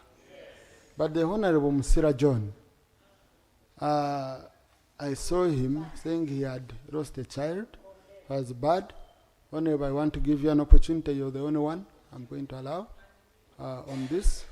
And I request you, Honorable, I know, don't allow emotions to get ahead of you, and the diplomatic route, allow it to take its course. And you know we talked yesterday. Most obliged. Thank you. My right Honorable Speaker. In line with what has happened to our dear Africans, sons and daughters, and in line with our constitution, especially Objective 28, with our international relations, and the government in power, one of the 4 principles is about Pan-Africanism. We do understand, Right Honorable Speaker, that our brothers in South Africa ought to have understood this. I want, in good measure, to thank the Honorable Minister, and especially for what the government has done on evacuations from South Africa. I have my own residents, over 50 of them already in Chankwanzi, undergoing psychosocial support, which is okay on the side of government. But of course, equally, Mr. Minister, sir, this is not xenophobia. This is not Afrophobia. It is Negrophobia. Negro, they hate only black. You have been in South Africa, Right Honorable Speaker, in all these places. You are aware there are some illegals who are white, Arab, Indian. They are going for only and only anybody with the Rasta skin like mine. That cannot be tolerated, certainly. But we want also to say, before you, and at an appropriate time, of course, I will lay on table one of the deceased, one of those ones murdered by these vigilantes. Parliament can see, and it's not good. Even when somebody has gone there illegally, there are processes, there are international protocols towards that, Mr. Speaker, you know it. And I want to request that I lay on table displayed for the press to see. Yeah. He's called Nasima Ronald, son of Fred Luandanyi, from my constituency, actually my home area. And he's dead. I want to thank government for evacuating the body. Thank you so much, and the support to the family especially. And we must give credit where it has been done. Lastly, Mr. Speaker, sir, I wish to say one or two things in 1 minute. One is that our government should link up with other regional bodies. Where is the AU? Where is the COMESA? SADC, East African Community? They are quiet. Completely quiet. Completely quiet. This is why some of us have gone solo out there. The other very last one, we need these returnees to be psycho-managed, because most of them have been investors in South Africa. In Pretoria, we have a young man from Entebbe who has a school with over 10,000 students. I visited there, and he employs 950 South Africans. He's an investor. And you should know today that amongst those who have returned forcibly by these vigilantes, by Wanu Muchoma and others, I want to say some of them are investors. I want the minister to investigate. Not all of them are illegals there. No, that's not the case. That would be underscoring the whole thing. I thank you, Right Honorable Speaker. Thank you. Now, Honorable Alenyo Masho, it was also the same, I remember, when you came to my office. But did people die or they returned? You know, these are colleagues who came to my office. Thank you very much. This matter. Thank you very much. Right Honorable Speaker. My name is Marshall Alenyo, Member of Parliament for Jonam County. Right Honorable Speaker, it is slightly the same, but I spent my life fighting with the ANC when we were at the university, the Honorable Wanyoto will remember, with those of the late Noble Mayombo, we used to feed the ANC guerrillas who used to come from Algeria and from those training camps. This is not the South Africa we expected. But that said, we now have a group called the March and March Group. We need to designate it as a terror group against all the Africans in the whole continent, because this March and March Group is only targeting Africans. Secondly, on the issue of the evacuation of Africans from South Africa, the name of General Muhoozi Kainerugaba, the commander of GDF, has not come out properly.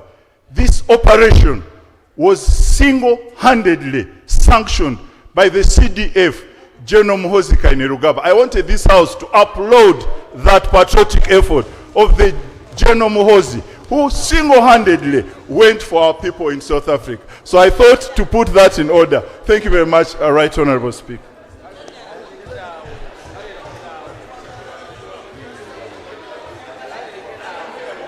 Thank you, Honorable colleagues.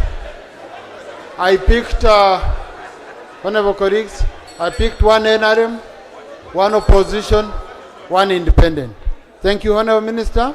Keep us updated. Next item, I wanted to guide the clerk that the Right Honorable Prime Minister will be going for. Right Honorable Prime Minister, allow me to make my communication. I wanted to make Right some Honorable guidance. Prime Minister, I request Just you. one- Right just Honorable Prime one- Minister, allow the Speaker to guide.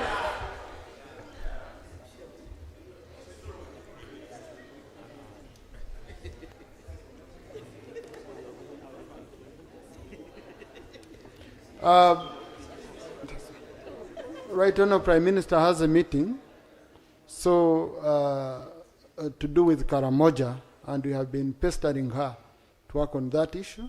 So I want us to first sort out item number 6. As you come, you can make clarification you wanted to make, Right Honorable Prime Minister. Item number 6 on the other paper, motion for resolution of Parliament to express gratitude to His Excellency the President of the Republic of Uganda, Yoweri Kaguta Museveni, for the clear and precise exposition of government policy contained in the State of the Nation Address to Parliament of Uganda on 4th June 2026. Right Honorable Prime Minister. A procedure, Honorable Numbers. There is a procedure matter, Right Honorable Prime Minister.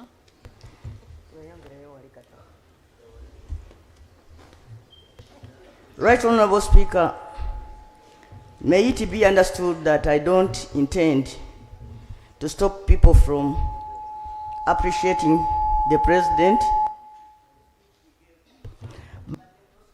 I want to raise, Right Honorable Speaker. I was here when this type of motion started coming up.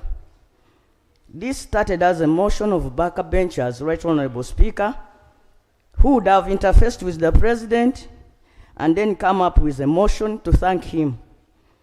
But the direction it is taking now to be a motion moved by the Prime Minister, who is the lead of government business, Mr.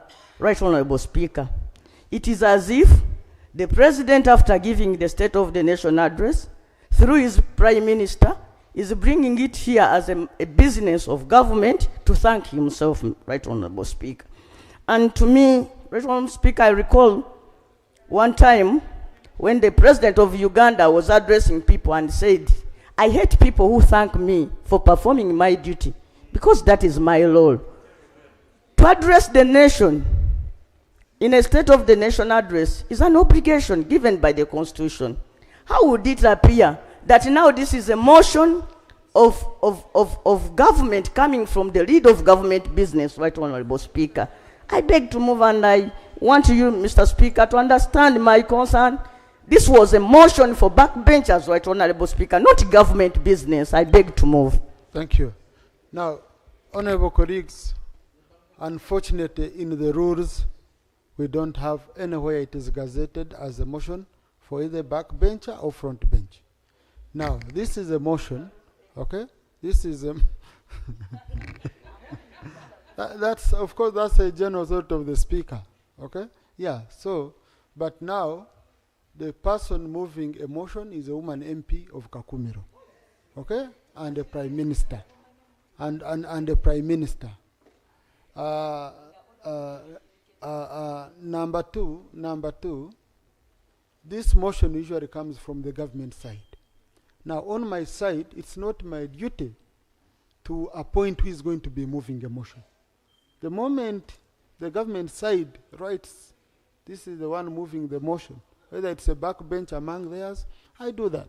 Then after this motion being moved, honorable colleagues, I'm going to call the leader of opposition under Rule 55 to also make his response.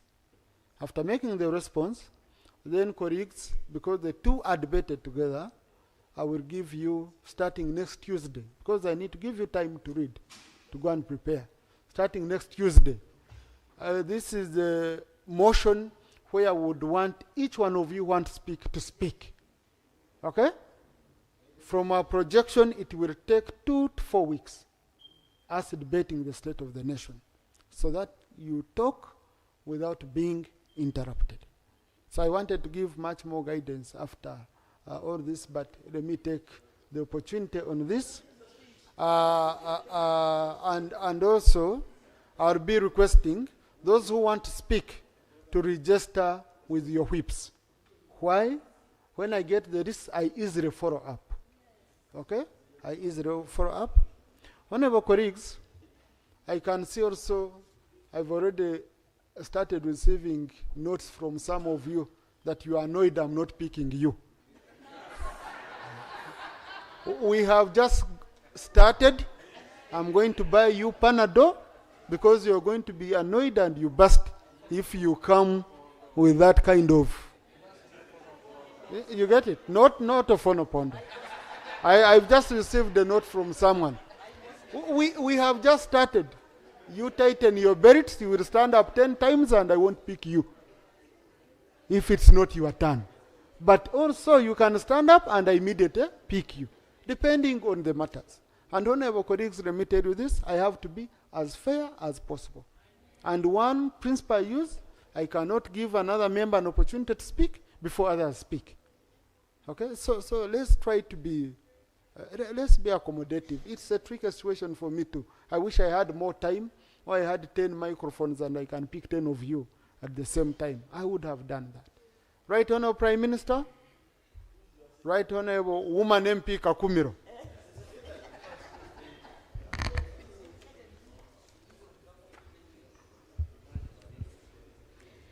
Right Honorable Speaker and Honorable Members, I move under Rule 58 of our Rules of Procedure to move a motion for a resolution of Parliament to express gratitude to His Excellency the President of the Republic of Uganda,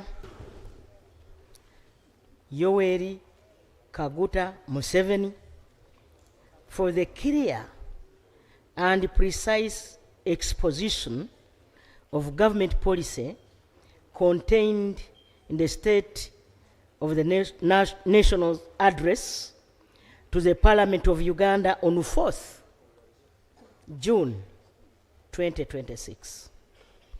Right Honorable Speaker and Honorable Members, whereas Article 1011 of the Constitution of the Republic of Uganda, 1995, requires the President to deliver to Parliament an address on the state of the nation at the beginning of each session of Parliament, and whereas on 4th June 2026, His Excellency the President, in compliance with Article 1011 of the Constitution of the Republic of Uganda, delivered the State of the Nation address to Parliament at Kororo ceremonial grounds, aware that in the State of the Nation address, His Excellency the President gave clear guidance on key anchors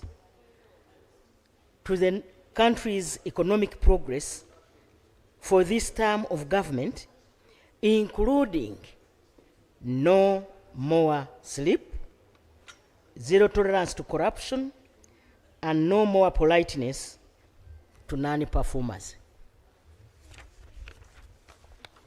Right Honorable Speaker and members, noting that His Excellency the President emphasized that despite a few challenges, Uganda's economy has expanded 17-fold over the last 40 years of recovery, expansion, diversification, value addition, entering the knowledge economy, and transformation as reflected in the GDP rise from $3.9 billion in 1986 to now US dollars 69.3 billion by the forex exchange method, or to 197.1 billion by the PPP method, and the GDP per capita has risen to US dollars 1,278, while the threshold for the lower middle income status is US dollars 1,136. Further noting that His Excellency the President noted that the household poverty has declined from 56.4% in 1992 to now 16.1%, life expectancy from 43 years to now 68 years, and the infant mortality from 122 per 1,000 born alive to now 36 per 1,000 born alive. Aware that His Excellency the President stated that the peace, law and order maintained by the various law enforcement agencies provide supportive infrastructure necessary for the country's development, with economic growth currently projected at 6.4 and the GDP expected to grow by 10% in the 2027-2028 financial year, increasing the size of the economy to US dollars 80 billion, appreciating the President's reassurance to the nation that most of the essential factors for wealth creation and all the necessary requirements for building a prosperous Uganda are in place, including the good constructed road network,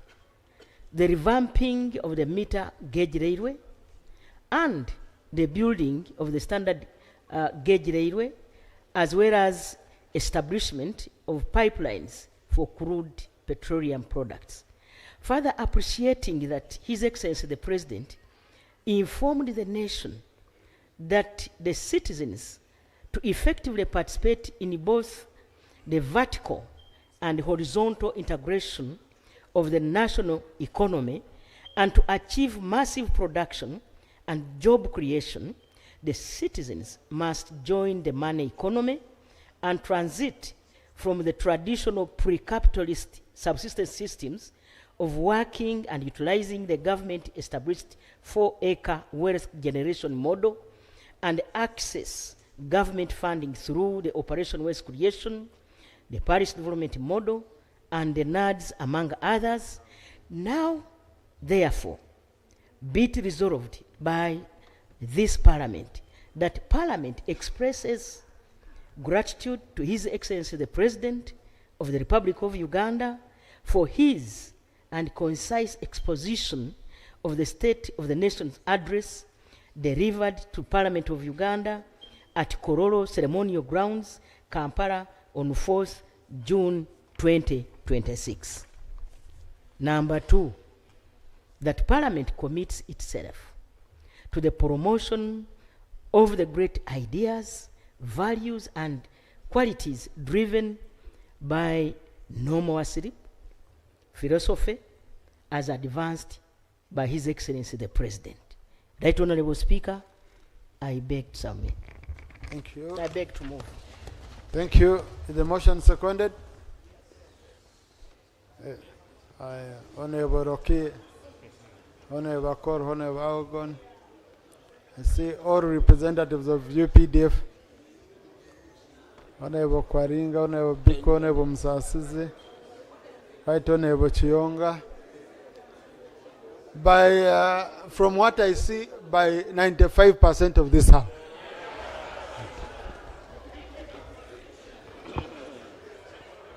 I must mention Honorable Mary Kutesa and Honorable Makumbi Henry. You are seconded. Thank you. Now, this is a motion which is very clear. I don't know, Right Honorable, do you want, that's why you've given it so in the detail. Maybe what we can do, Right Honorable, your seconders to save time can come in. Then at the conclusion of the motion, okay? These critical issues, I will give you an opportunity. You justify, you go out, you reverse here. Then you reverse with the motion. So, if you can use 2 minutes, because I can see the justification is too long. We can have it on record, but you summarize, okay? Yes. Right Honorable Speaker and members, this is my justification.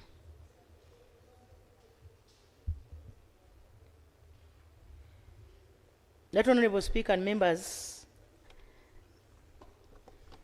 the motion to appreciate His Excellency the President of the Republic of Uganda, General Yoweri Kaguta Museveni, for his career, firm, and inspiring exposition of government policy during the State of the Nation address delivered on 4th June 2026 at Cross Ceremonial Grounds. Right Honorable Speaker, with the overwhelming renewed mandate, I repeat this, overwhelming renewed mandate from the people of Uganda who elected him in January 2026, the President reminded us of his declaration during the presidential inauguration that this Kisanja, no more sleep. He emphasized that that laziness and corruption among leaders will not be tolerated. To me, this is very important. He also emphasized that economic transformation of Uganda has not been accidental or by chance, but a deliberate journey spanning over 6 decades. His Excellency noted that they started small with minimal resources to educate communities to abandon nomadism and engage in more productive farming. This has yielded distinctive economic growth and financial freedom that continues into the next generation. He demonstrated with live testimonies of transformed families in the cattle corridor. Right Honorable Speaker, let me give a synopsis of this transformation. For example, 1, milk production in Uganda is 5.4 billion liters, up from 200 million liters per annum in 1986. Coffee, from 2 million bags to 9.3 million bags of 60 kilograms. Currently, Right Honorable Speaker, Uganda is the leading producer and exporter of coffee in Africa. Cement production rose from 4,900 metric tons to 7 million metric tons today. Maize rose from 200,000 metric tons to 5 million metric tons now. Banana production from 6,660,000 metric tons to now 11 million metric tons. Cassava from 3.5 million to 4.5 million metric tons. Sugar from 152 million metric tons to 700 metric tons. Electricity generation from 60 megawatts to 2,098 metric tons. Right Honorable Speaker, government is aiming at 50,000 megawatts from hydro, solar, gas, wind, nuclear, and geothermal. Right Honorable Speaker, Uganda moved from merely importing condensed milk, butter, cheese, yogurt, powdered milk, to now also exporting these products. To me, this is very important for members to note. And this earns Uganda US dollars 285.4 million in export earnings and saves Uganda 1,560 million US dollars in imports. Right Honorable Speaker, this motion gives us an opportunity as leaders to reflect on how we too can educate and mobilize our people that we lead in our constituencies towards transformed livelihoods. It is a pivotal moment to appreciate the President's insights on the potential of Uganda's economy in the sectors of commercial agriculture, manufacturing, services, and ICT. Right Honorable Speaker and members, His Excellency reminded us of the national resistance movement's initiatives to move people out of subsistence economy over the years. He urged us to mobilize Ugandans to abandon unproductive subsistence farming methods and land fragmentation and embrace the 4-acre model. He highlighted government programs such as the Parish Development Model, Emyoga, the growth opportunities for women enterprises with minimal interest rates that can help our people. His Excellency further echoed that fundamentals for economic development are in place and on track, citing peace and security, infrastructure development, to mention but a few. He called on us, Ugandans, to build on this base to become job creators and wealth creators. In addition, His Excellency highlighted the importance of the Pan-African agenda for strategic political stability and shared socio-economic growth. Right Honorable Speaker, I beg to submit. Thank you so much. Thank you. Seconders? No, Honorable Mary Kutesa. I have two former seconders. They are the ones I will allow today.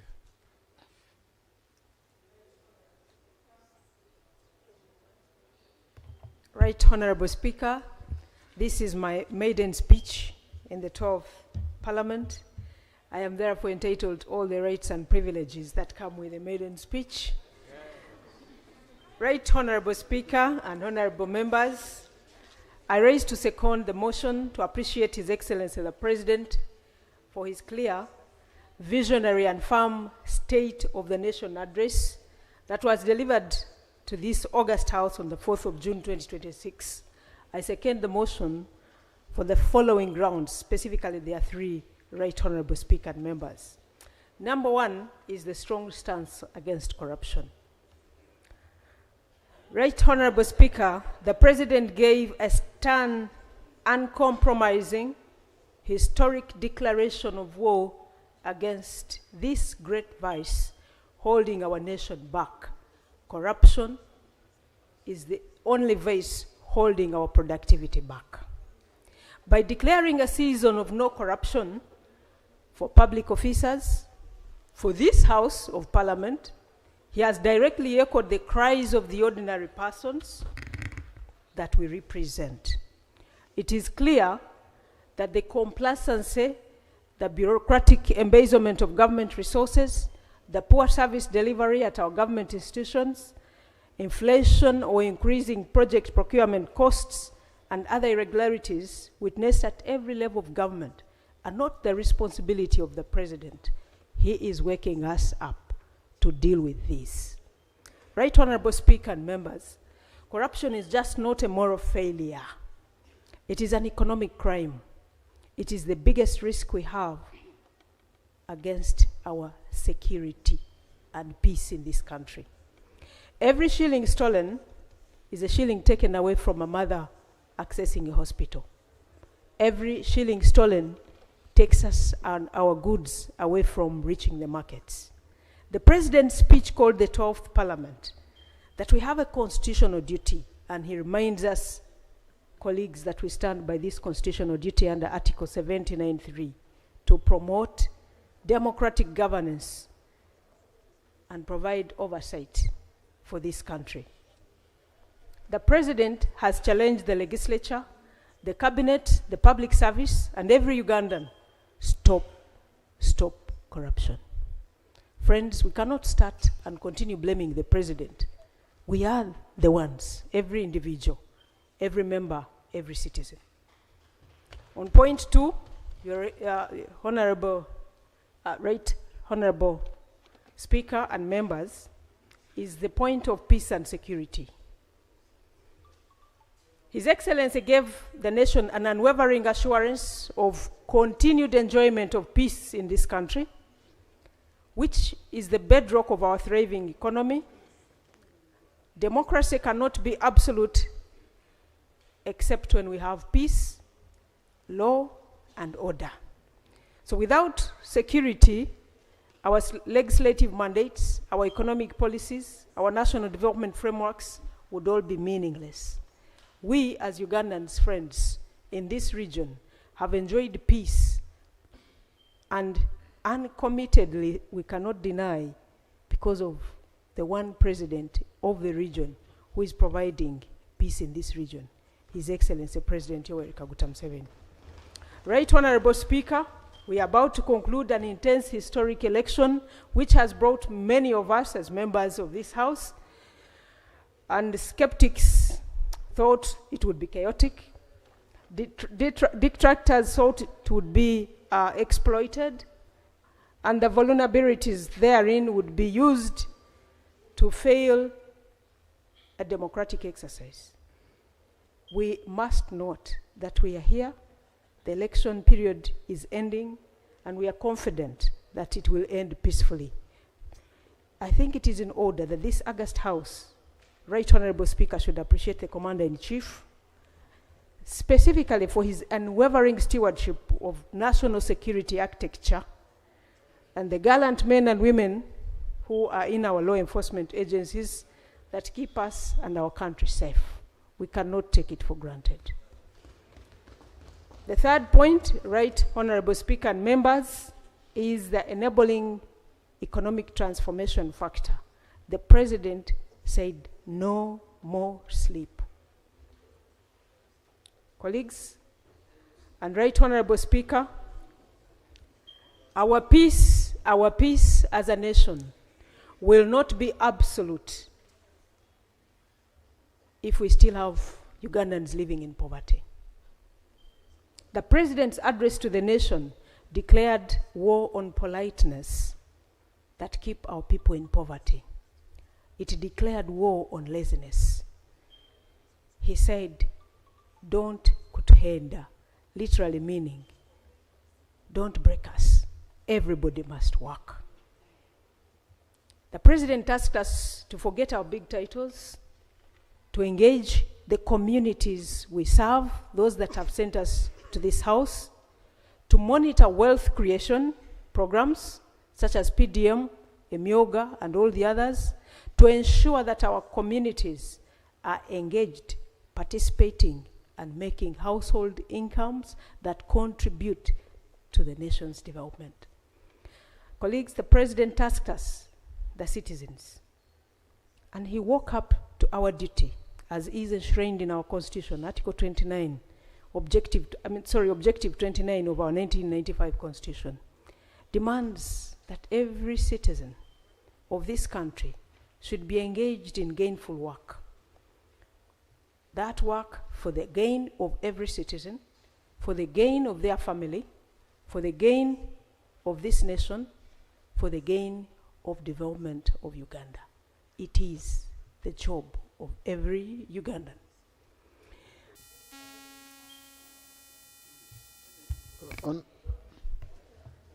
I am concluding, Right Honorable Speaker. Honorable, it's not members who give, you know? It's not members who give space on the floor. So when members say, yes, more time, and you switch on, that's not how we run the House, okay? Yeah. Just conclude, Honorable, okay? Conclude.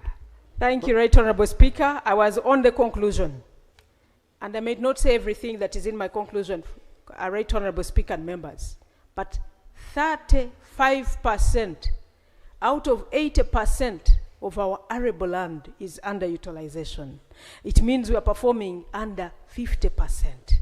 We must wake up our people to chase poverty by utilizing at least 60% of the 80 as a start. So, Right Honorable Speaker, it is therefore fitting that this 12th Parliament registers with profound gratitude to the head of state for the clear guidance, vision, prioritizing peace, wealth creation, and the war against corruption as a launch pad for this country's attainment of our Vision 2040. I thank you, Right Honorable Speaker. Thank you. Thank you, Honorable. Honorable Makumbi.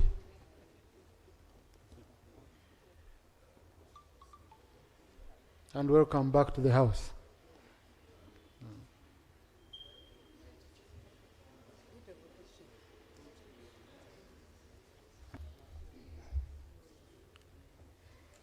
Thank you, Right Honorable Speaker and colleagues, members of Parliament.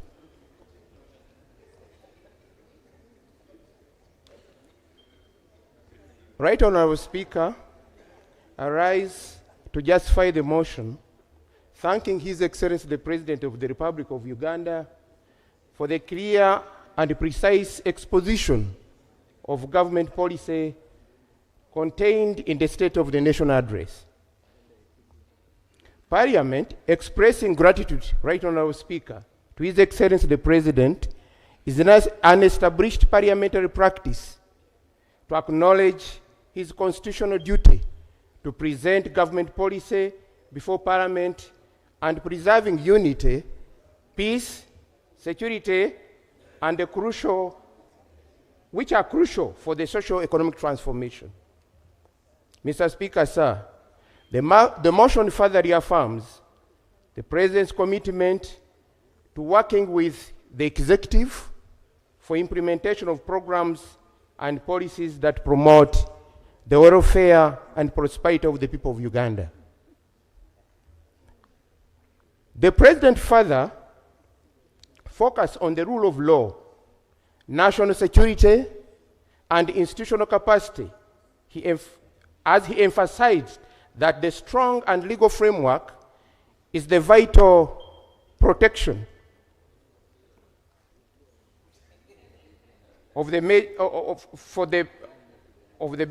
major government projects like energy, roads, that will expedite the growth of the economy, attracts investors, and create employment for the increasing population. Mr. Speaker, sir, the State of Nation address provides the strategic policy direction that guides Parliament in the discharge of its constitutional mandate of legislation, appropriation, oversight, and representation. The address further establishes the framework within which ministries, departments, and agencies align their programs, plans, and budgets to advance Uganda's tenfold growth strategy. Mr. Speaker, sir, His Excellency emphasized that national transformation depends on the integrity of public service, vigilant leadership, and prudent management of public resources through accountability. The No More Sleep slogan, Mr. Speaker, calls for active, ethical, and result-oriented leadership at every level of government. Right Honorable Speaker, as I conclude,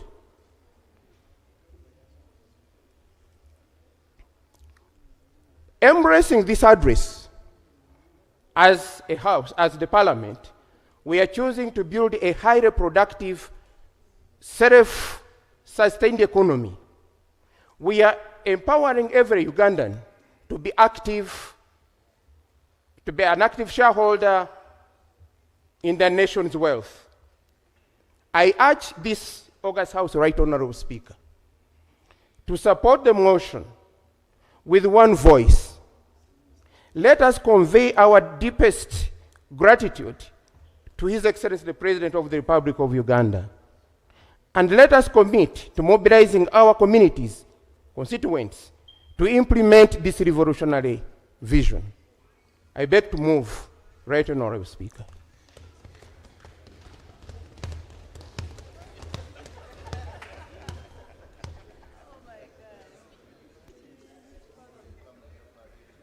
Thank you, Honorable Makumbi. Thank you.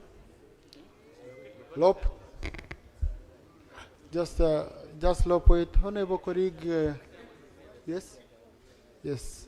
You have an issue?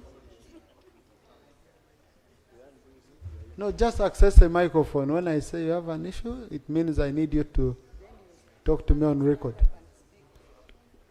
Right Honorable Speaker, thank you so much for giving me this opportunity to present or to support the motion. Move. No, Honorable, if you had listened to me earlier, I guided that today the motion is moved.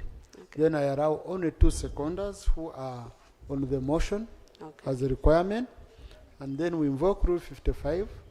The leader of opposition presents a response to the state of the nation. Okay. And because the two shall be debated together, you need some time. So we shall start the debate next week, and I will start with you. Thank you. Thank you, sir. Okay? Thank you, Right. Yes.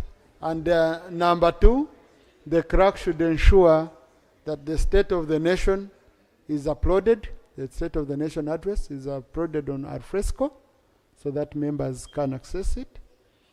We had already discussed with the government chief whip. The leader of opposition has already uploaded his copy. Leader of opposition.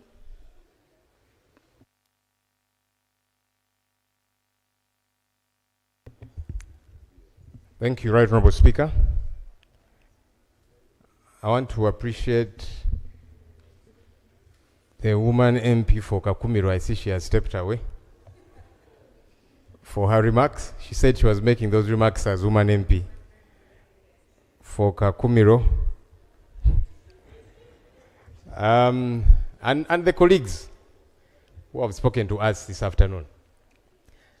Right Honorable Speaker and honorable members of Parliament, the State of the Nation address is one of the most important constitutional duties entrusted to a head of state under Article 101 of our Constitution. It should give the country an honest account of its condition, acknowledge the challenges that the citizens face, and set out measures to address them. It should not be a catalogue of government activities or a victory speech. It's an opportunity for accountability. The head of state built NRM's historical journey from 1959, the reach of PDM into 3.7 million households, and a projected 10% GDP growth. He talked about milk surpluses and coffee exports, dismissed young people seeking work abroad, by calling Uganda a paradise, which they are abandoning, and named journalists whose writing displeases him. He did not speak with clarity about the debt that is consuming our country's future.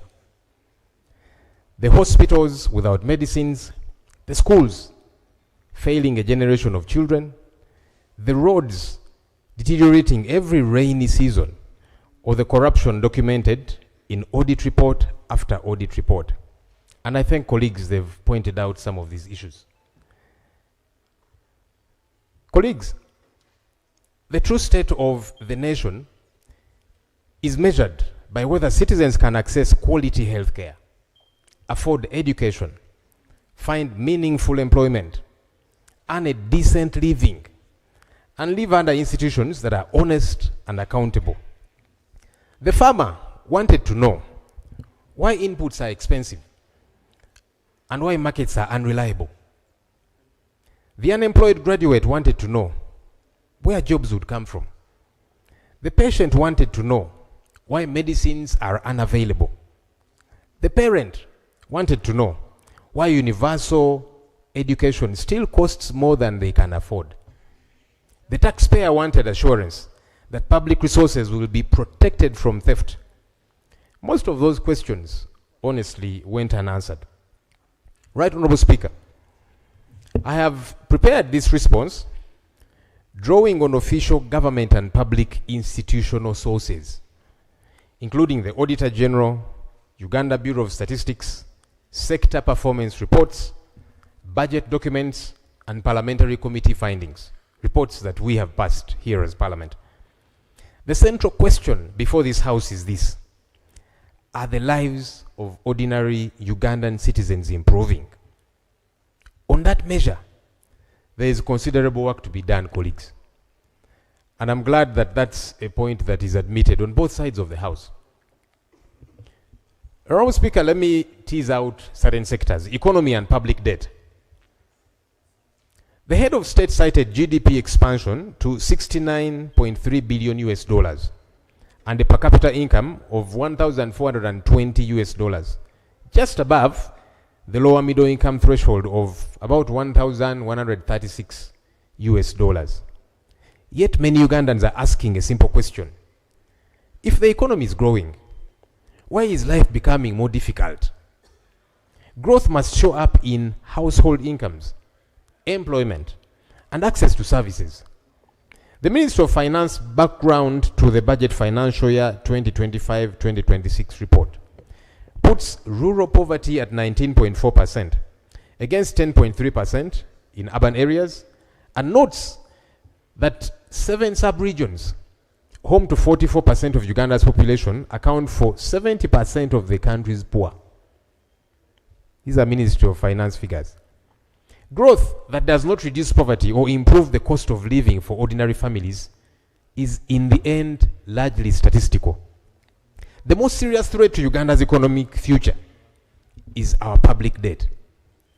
Right Honorable Speaker and colleagues, our public debt has risen from roughly 70 trillion shillings in financial year 2020-2021 to over 126 trillion shillings today. Listen to this, colleagues. This is an 80% increase in 5 years. 80% increase of our debt burden in just 5 years.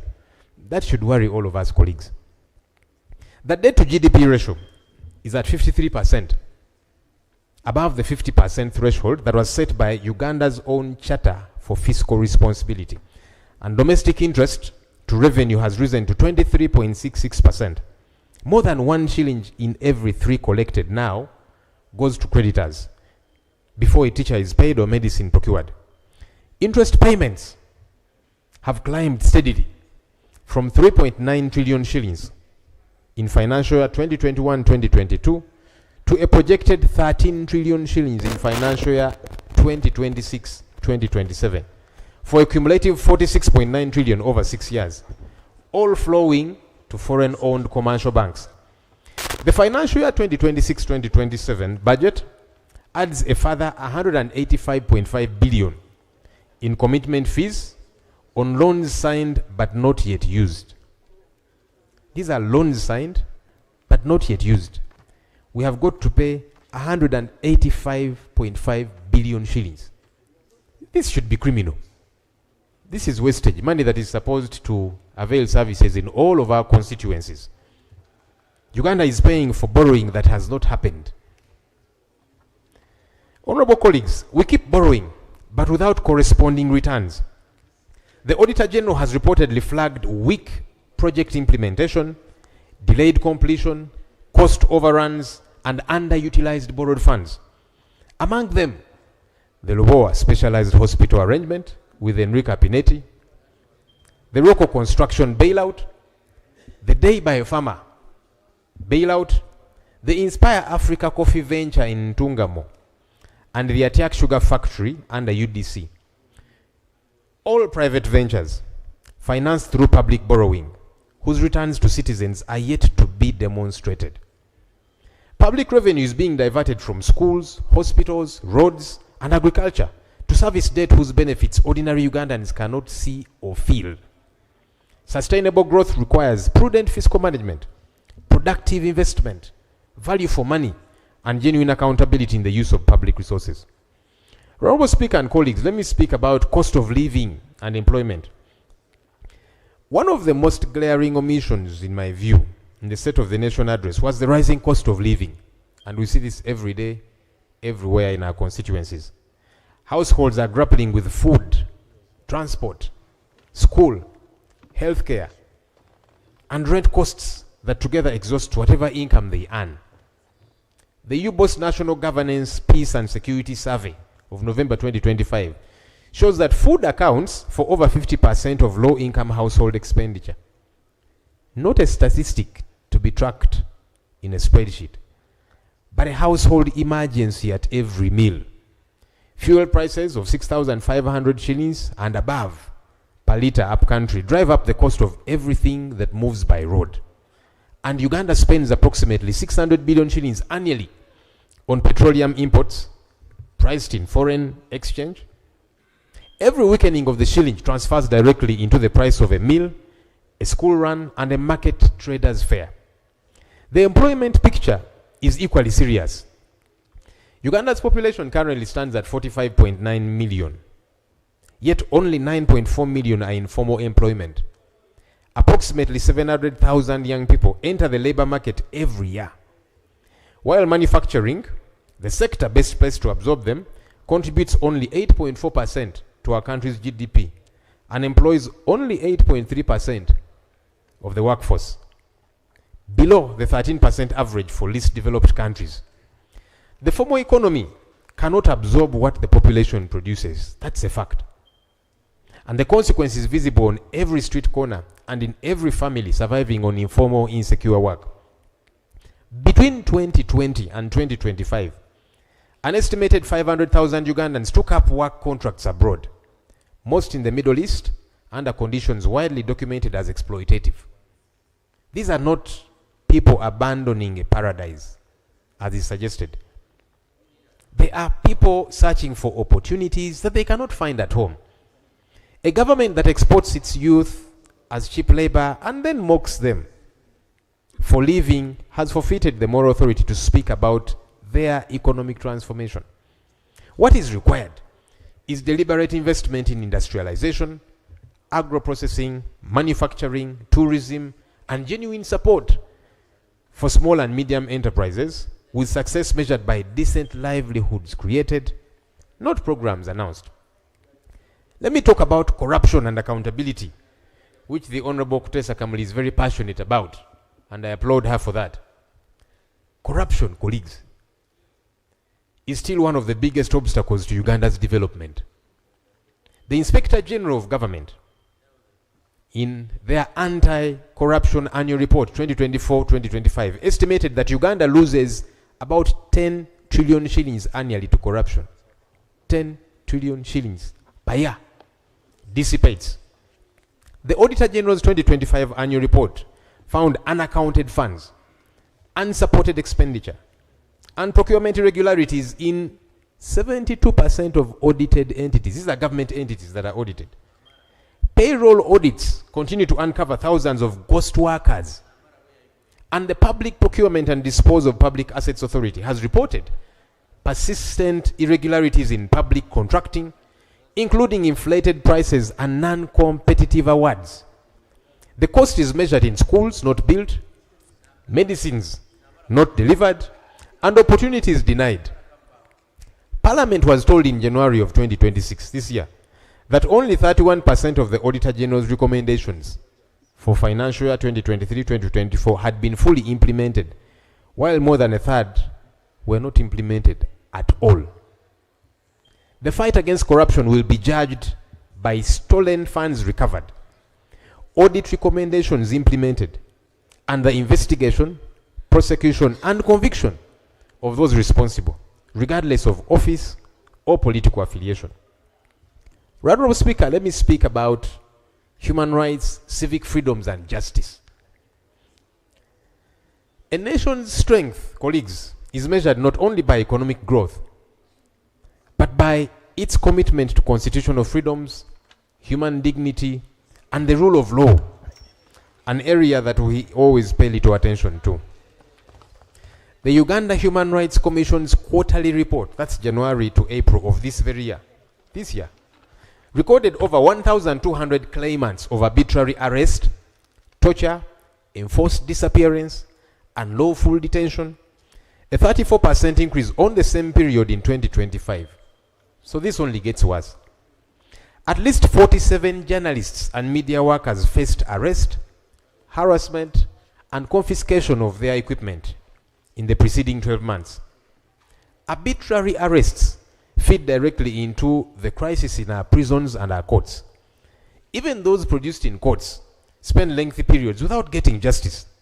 And the proposals by our head of state to abolish bail for a number of offenses does not help matters, colleagues. 5% on remand, some waiting for years to be tried, for years. By October 2025, the Auditor General found 115 of 413 children in one rehabilitation center had completed their sentences, but were still being held because the system lacked capacity to process their release. This is wrong, colleagues. The chairperson of the Uganda Human Rights Commission, Mariam Wangadia, has publicly accused some state actors of deliberately weakening this vital institution. She has argued that despite the Commission's critical constitutional mandate to safeguard the rights enshrined in Chapter 4 of our Constitution, the Bill of Rights, appointments have been made on political considerations rather than competence. She described some appointees as broke and sickly political failures, suggesting that such appointments have undermined the Commission's effectiveness. This matter ought to be addressed. When we see government officials speaking out, lambasting publicly, this has got to be looked into. I hope government will. Constitutional rights are not privileges granted at government's discretion. They belong to every Ugandan by virtue of the Constitution. And security agencies must operate within the law, with every citizen enjoying equal protection under it. Right, Honourable Speaker and colleagues, sometimes government blames opposition, civil society, and media houses for making the country look bad. But if we are to be honest with ourselves, we would realize that some government officials contribute a great deal to making our country look bad. Whenever people are abducted and tortured, or when media houses get closed arbitrarily, these violations of the law make it to international press, and you've been seeing international press report about these issues. How then do we expect tourists to come to our country with all these negative situations? We've been dealing with a situation where most of the world thought numerous people were dying of Ebola in Uganda, which of course was not true. But travel advisories were issued, and many would-be tourists cancelled their visits to Uganda, which affected our tourism. And as we clarify to the world that the Ebola situation in Uganda was blown out of proportion and misunderstood, and I think government have been seeing government officials speak out. I saw Alan Kasuja, Uganda Media Center, ED, and others saying, look, the problem is not as has been described in this our country, which is a good thing, that you get to defend our country and the facts come out. Because people think Ugandans are dropping dead of Ebola every day. That's not true. So as we continue to clarify and defend our country, which we must be able to do as government, we find ourselves having to deal with international press reports about violations of the law. So we need to address all these issues. Potential investors want to come and set up business in Uganda to employ our young people. But this can easily get discouraged because of what they see and hear. This hurts our economy and it affects all of us, colleagues. Civil society organizations have been targeted for suspension and closure. Most of them have had their accounts frozen by the state. No explanations, no court orders. Why does government target people and entities who point out the ills in our governance instead of addressing those ills? We have to build this our country together. So dissenting voices should not be targeted for persecution. We need to listen to the issues of concern being raised and then we work towards fixing those issues.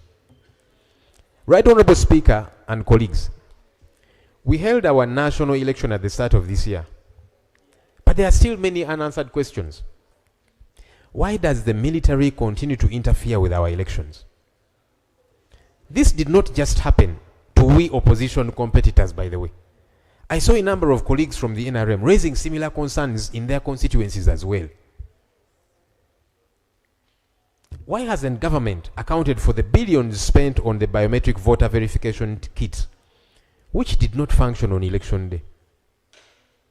Why hasn't the Electoral Commission publicized the declaration of results forms which they based on to declare results? Colleagues, our country needs to heal from the tumult that has become of our elections. But we can only do so, we can only heal when these questions are sufficiently responded to. Mr. Speaker and colleagues, let me talk about health. Patients face medicine stockouts, long waiting times, inadequate staffing, and rising out-of-pocket costs. For many families, illness is simultaneously a health emergency and a financial crisis. Somebody once said, most Ugandans are one medical bill away from poverty. The Ministry of Health Sector Performance Report of Financial Year 2024-2025 shows malaria is responsible for 27% of outpatient visits and 19% of inpatient deaths, placing Uganda among the top 10 countries globally for malaria burden. HIV prevalence stands at 5.3%. Tuberculosis affects 200 per 100,000 people, with a 72% treatment success rate against the World Health Organization's 85%. Non-communicable diseases account for 33% of hospital admissions and 11% of deaths, with hypertension affecting 26% of adults and diabetes 5%, mostly undiagnosed. Skilled birth attendance falls to 55% in rural areas against a 74% national average. So the national average looks fair. We need to now address the rural one because national average is 74%. That's fair. But the problem is now in the rural areas, which we need to address. And a contraceptive prevalence rate of 39% drives a total fertility rate of 4.7 children per woman. The doctor-to-patient ratio in Uganda is 1 to 25,000, in comparison to World Health Organization recommendation of 1 to 1,000. Over 56% of approved health worker posts are vacant. And 60% of Ugandan trained doctors leave the public system within 5 years. The 132.6 billion that is allocated to recruit 16,963 health workers is welcome. But without addressing pay, working conditions, and career development, new recruits will simply accelerate the exodus. They will leave. We also continue to entreat government to abandon the plan to stop facilitating medical interns. This policy is counterproductive. Financing is the most fundamental failure. The financial year 2026-2027 health budget stands at 5.7 trillion, 6.1% of the national budget, and it has remained unchanged from last year and less than half of the 15% Abuja declaration which we committed to as a country. Government signed this 2 decades ago. Per capita public health spending is at $37, less than half the WHO minimum of $86. National medical stores required 1.5 trillion in financial year 2024-2025 and received 1.4 trillion, while Mulago National Referral Hospital received 18.2 billion against a documented need of 72.3 billion. This is our national referral. Let's fund it more, because that's a 75% funding gap at the country's flagship hospital. Development partners finance 64% of essential medicines in financial year 24-25. Government contributed 36%. Over 41% of health costs are paid directly out of pocket, and 40% of facilities experienced drug stockouts of antimalarials, antibiotics, and antiretrovirals in 2023. Uganda has got 1 ambulance per 200,000 people. 1 per 200,000 people. That's why colleagues always buy ambulances. Ideally, we shouldn't be doing that, but we end up doing it because of this gap. Only 12% of facilities have got functioning emergency units. And referral hospitals operate at roughly 10% of ICU capacity due to inadequate staffing. Mental health apparently is the most neglected area of all. 75% of Ugandans who live with mental disorders receive no treatment. 75% of the Ugandans who live with mental disorders receive no treatment. Only 5 dedicated mental health units exist nationwide, and the sector receives less than 1% of the health budget against a WHO recommendation of 5%. Right Honorable Speaker, we have severally demanded for the completion of Lubowa Specialized Hospital and proper accountability for the billions spent on that project thus far. Government needs to provide answers to the questions about Lubowa Hospital. Incidentally, I'm interested in this hospital being up and running. Some people think that we in the opposition, we want the project to fail and for government to look bad.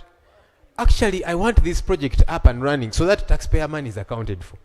But more importantly, for people to be able to access healthcare. They don't have to then run out of the country. So we are waiting for Lubowa Specialized Hospital. Let me talk about education. Honorable members, few matters weigh on Ugandan families as heavily as education. Yet we often give the challenge in this sector little serious attention. The Auditor General's report for the year ended 31st December 2025 found that across 157 local governments inspected, 136 secondary schools had no science laboratory, and a further 270 had laboratories that were inadequately equipped. Yet government introduced a policy to promote sciences. 182 schools lacked libraries. 251 had no teacher accommodation. 380 reported inadequate classrooms, with some schools operating condemned pit latrines. And this is dangerous for our little children. There were cracked walls and deteriorating roofs. Government speaks of competence-based learning, yet many schools lack the infrastructure to implement it. We need to fix this. Learning outcomes are equally alarming. The 2025 National Assessment of Progress in Education report found that more than 60% of primary 6 learners could not read a simple passage in English or perform basic numeracy. This is a government report. After decades of investment in universal primary education, the national pupil-teacher ratio stands at 53:1, exceeding 70:1 in several districts against a recommended 40:1. Secondary gross enrollment sits at only 29%, and technical and vocational institutions enroll fewer than 400,000 learners against a youth population exceeding 10 million in that relevant age bracket. The UPE capitation grant of only 18,600 shillings per learner and 21,000 for learners with special needs is insufficient, honestly. Thank you, Honorable. Pushing schools. This pushes schools to levy charges on parents, a practice that undermines the principle of universal education. Think about it, colleagues. 18,600 shillings per learner, not per term, but per year.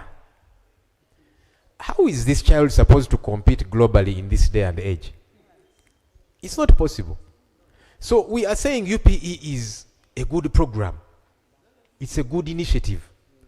But we are not funding it, and that's why it's failing. That's why children, 60% they're in P6, they can't read a sentence in English. So we need to put more money there, now that we are all saying it's a good program. Because on this we agree. Government side and opposition. UPE is a good program. So why aren't we funding what we are all agreeing on to be good? Right, Honourable Speaker and colleagues, salary disparities between science and arts and primary teachers have weakened morale and fueled attrition. We welcomed the increase in pay for science teachers, but there is no reason why the same does not happen for arts teachers as well. Government must substantially increase investment in school infrastructure, review capitation grants to reflect the current realities, recruit and retain qualified teachers, strengthen technical and vocational education, and prioritize learning outcomes as the central measure of success. Or we risk producing a generation enrolled in school but unprepared for a modern world. Let me talk about agriculture and rural livelihoods. Agriculture employs approximately 68% of Uganda's workforce and contributes 24% to our GDP. Yet production, measured as value added per worker, stands at just $462 US dollars per year, among the lowest in East Africa. That's according to the Ministry of Agriculture Sector Performance Report. Again, government figures. The head of state highlighted selected success stories in dairy and coffee, but did not pay sufficient attention to the structural constraints that are trapping millions of smallholder farmers in low productivity and poor returns. Uganda has approximately 1 extension worker per 2,000 farmers, against a recommended ratio of 1 per 400. With more than 5,000 extension positions vacant nationwide in all of our constituencies, the Auditor General's report of 2025 found only 44% of required extension workers across 135 local governments were fully employed. Meaning farmers who are receiving PDM money through their circles don't have technical guidance to use it productively. Because who is supposed to guide them? The positions are vacant. Only 4.6% of cultivated land is under irrigation. And post-harvest losses run 30 to 40% for perishable crops. Destruction of value caused not by farmers failing to produce, but by our failure to provide storage, cold chains, and market infrastructure. PDM, Parish Development Model, disburses 100 million shillings per parish annually. That's roughly 4,000 per household per month. A sum that honestly cannot transform smallholder productivity. And some of our parishes have a lot more people than others. That's the reality. You know, we agreed on 30 minutes. I'm seeing I'm already in 43 minutes. So I don't know what we are going to do, and I'm seeing your statement is still long. I seek your indulgence to run as quickly as I can. Yeah, please do, since we have it all, you know, on record, and it's going to be debated, and we'll get more time to respond to some of the issues. Let me move to ICT and digital transformation. Right, Honourable Speaker and members, the opposition shares government's aspiration for a digitally connected Uganda. So on that we also agree. But digital transformation must be measured by whether citizens can access affordable internet, whether technology genuinely improves service delivery and accountability, not by systems launched or fiber laid. I'll now keep skipping a few things here and there. Let me move to works and transport.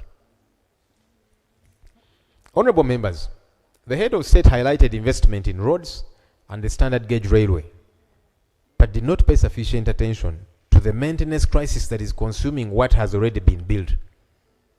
The Parliamentary Committee on Physical Infrastructure reported on the Integrated Transport Infrastructure System, ITIS, showing that over 95% of national, municipal, and town council roads are in poor condition, with transport costs accounting for up to 40% of Uganda's total exports. This is a challenge that we need to address as well. The Auditor General identified 14 transferred road projects worth 1.8 trillion stalled under the UNRA mainstreaming exercise, while KCCA's allocation was cut 14.56%, even as absorption fell to 22.7% under the Greater Kampala Metropolitan Area Urban Development Program, leaving KCCA facing a road funding gap of about 45 billion. What would we like to see? Number one, restoration of the transport areas budget to at least 300 billion shillings with a binding 3-year clearance schedule approved by Parliament. And this money is for all our constituencies. Number two, quarterly audited reports, progress reports on the ITIS program, tabled before the relevant parliamentary committee. Number three, real accountability for non-performers. Uganda needs roads that last, rails that move cargo, and transport costs that fall. Not promises while contractors go unpaid and roads deteriorate. Let me talk about local government and service delivery. So the Honorable Minister for Local Government around. The quality of government is judged not at the center of power, but where citizens actually live. The PSST acknowledged in February of 2026 that more than a third of all public spending flows through local government, and that government fails to deliver services where citizens live if internal audit fails at that level. The Auditor General's annual report shows this is already the present reality. PDM, which is government's flagship program to alleviate poverty, is the most attractive case study in this case. Of 3.26 trillion released to over 10,500 PDM circles nationwide, only 2.7 trillion had been dispersed, had reached intended households by June of 2025, leaving 508 billion undistributed. In 55 local governments, 619 households were found implementing ineligible projects. That's according to the Auditor General. And the audit identified 109 confirmed ghost projects. These are people stealing taxpayers' money. Activities that exist on paper, receive public money, and have nothing happening on ground. We need to address this matter. It is imperative that critical staff vacancies be filled across local governments, that accounting officers responsible for the diverted funds face meaningful sanctions. I've seen the thrust of our colleagues in the Ministry of Local Government. We want to see action in this regard. Honorable Speaker, let me move to tourism, trade and industry. Tourism recorded strong performance in 2015, and the opposition says so plainly, because it's a fact. There was a strong performance last financial year. International arrivals grew 19.7% to 1.64 million visitors, exceeding the 2019 pre-pandemic benchmark because we had challenges of COVID at the time. And earnings reached a record 5.8 trillion, up 21.3% from 2024. The sector contributed 6.6% of GDP and directly supported 803,691 jobs. Yet this is being delivered despite a structural funding deficit. Honorable Speaker, current program funding of 492 billion falls way below the 620 billion required under NDP4. And the Uganda Tourism Board could not submit 16 planned international event bids. Why? Lack of subvention funds. Uganda ranks 112th on the World Economic Forum's Travel and Tourism Competitiveness Index, behind Kenya at 82nd, while Rwanda has invested over 330 billion since 2018 on tourism branding alone. That's just branding. More than Uganda's entire annual UTB budget, the entire. These comparisons should not be seen in bad light, because these are our sister countries in the East African community. There's only 4 5-star facilities that exist nationwide, and tourists leave an estimated 60% of potential spending untapped.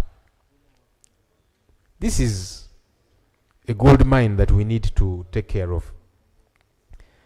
Mr. Speaker, let me move quickly to environment and natural resources. One of the most significant omissions in the address was environmental sustainability. NEMA's State of the Environment Report of 2025 shows Uganda has lost over 60% of its forest cover since independence, deforestation running at 92,000 hectares a year. One of the highest rates in sub-Saharan Africa. Wetland coverage has fallen from 15.6% of national land area to about 8.9%. This is an area we need to fix as well. Let me move to energy and minerals. Installed electricity generation capacity has risen to 2,098 megawatts. That's a notable achievement. And we are taking note of that achievement as the opposition. But it's not matched by access or efficient utilization. The UN country analysis for Uganda 2025 shows that by 2024, only 53% of households had access to electricity, and just 25% were connected to the national grid. We need to fix this area as well.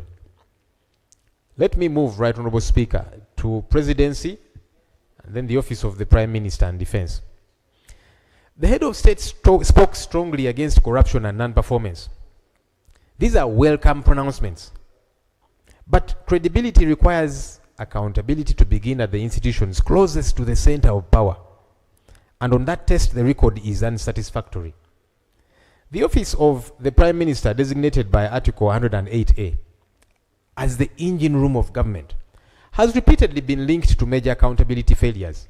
And these are issues we have discussed here, including parliamentary reports. In March of 2026, OPM officials appeared before the Public Accounts Committee this very year over allegations that 3.5 billion shillings earmarked for victims of the Kitezi landfill collapse had been diverted to activities elsewhere.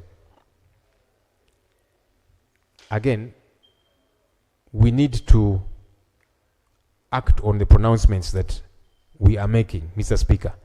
Let me move to the last sector, and that's the East African community and regional integration. The opposition supports regional integration, and the Pan-African vision is one that we share.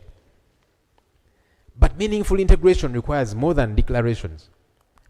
The EAC Secretariat's Regional Integration Report of 2025 shows intra-EAC trade at only about 18% of total regional trade. And the East African Monetary Union, originally targeted for 2025, has been postponed indefinitely for lack of the fiscal indiscipline and institutional convergence that it requires. Now that we are promoting EAC, we need to act upon it. Honorable Speaker, I did see the other day a lawyer within the region who is licensed to practice here being barred from accessing our country. And she was issued a decision that you are not wanted here, persona non grata. Let's follow the process even as that happens. She probably should have been given a chance to explain herself that this is what we are charging you with. You then have a chance to explain yourself. When we expel, we have been complaining about South Africans who are expelling nationals, including Ugandans. Let's not do the same. In conclusion, Right Honourable Speaker and colleagues, the facts presented in this, my response, paint a clear picture. While progress has been made in some areas, many Ugandans continue to face poverty, unemployment, poor public services, and growing pressure on their livelihoods. And the gap between official claims and daily experience is still wide.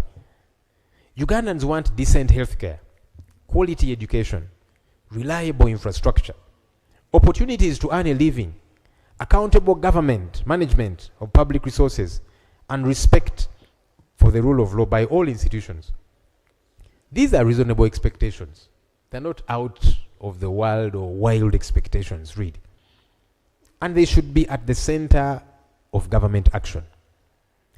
The opposition will continue to advocate for these priorities and to hold government accountable for its commitments to the people of Uganda. We love this country dearly. Let me say that again. We love this country dearly. And we commit to working towards its betterment. That's precisely why we keep raising the concerns that we do, so that we get to fix them. And when our country thrives, we all thrive, all of us. I say all this for God and my country. Thank you.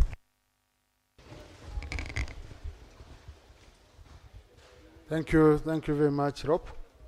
Colleagues, this is provided for under Rule 55 of our Rules of Procedure. Listen to the other side. And we are going to start a debate on Tuesday next week. So I request whips to whip your members and use your research departments, our parliamentary research department. We shall be giving each member 3 minutes uninterrupted, because this is a debate where each one will be given an opportunity. 3 minutes uninterrupted of submitting. And we shall ensure that at least each member who wants to speak is given an opportunity to speak on this motion. That one I've agreed on it with this Right Honourable Speaker, and I hope all of you will make maiden speeches, at least. Okay, colleagues, I want us to use 10 minutes. We handle item 4.2 and then we do item number 5. Item 4.2, statement by Minister on the local council and women council elections 2026. Honourable Minister for local government.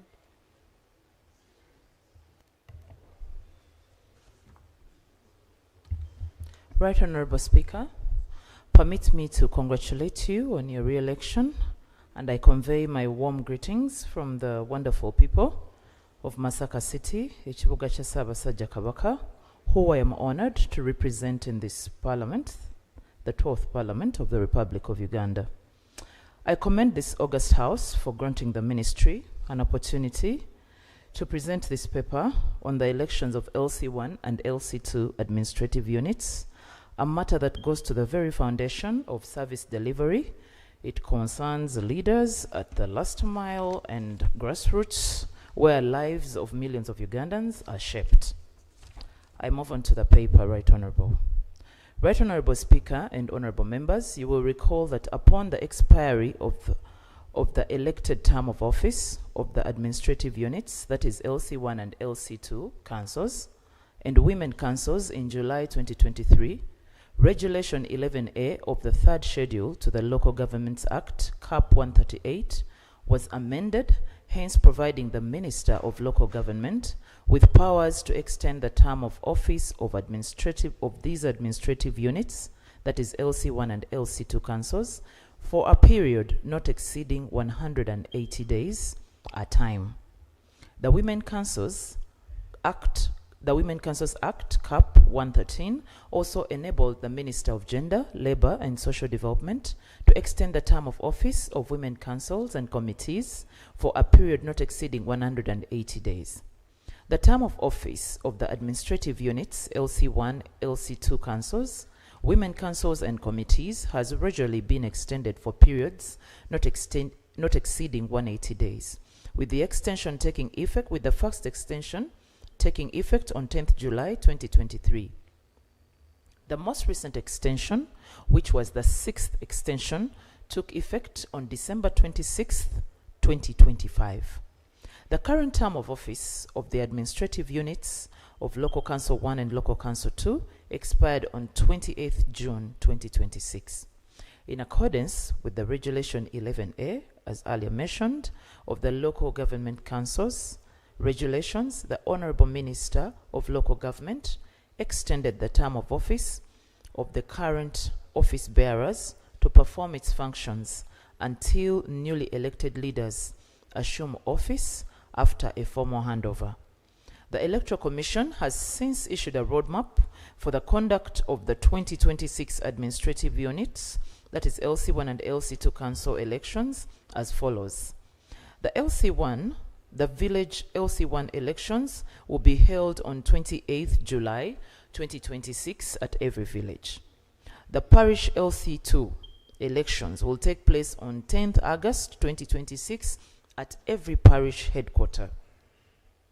Right Honorable Speaker and honorable colleagues, these elections are of great importance because local councils constitute the foundation of Uganda's decentralized government system. The local councils are the first point of contact between government and citizens.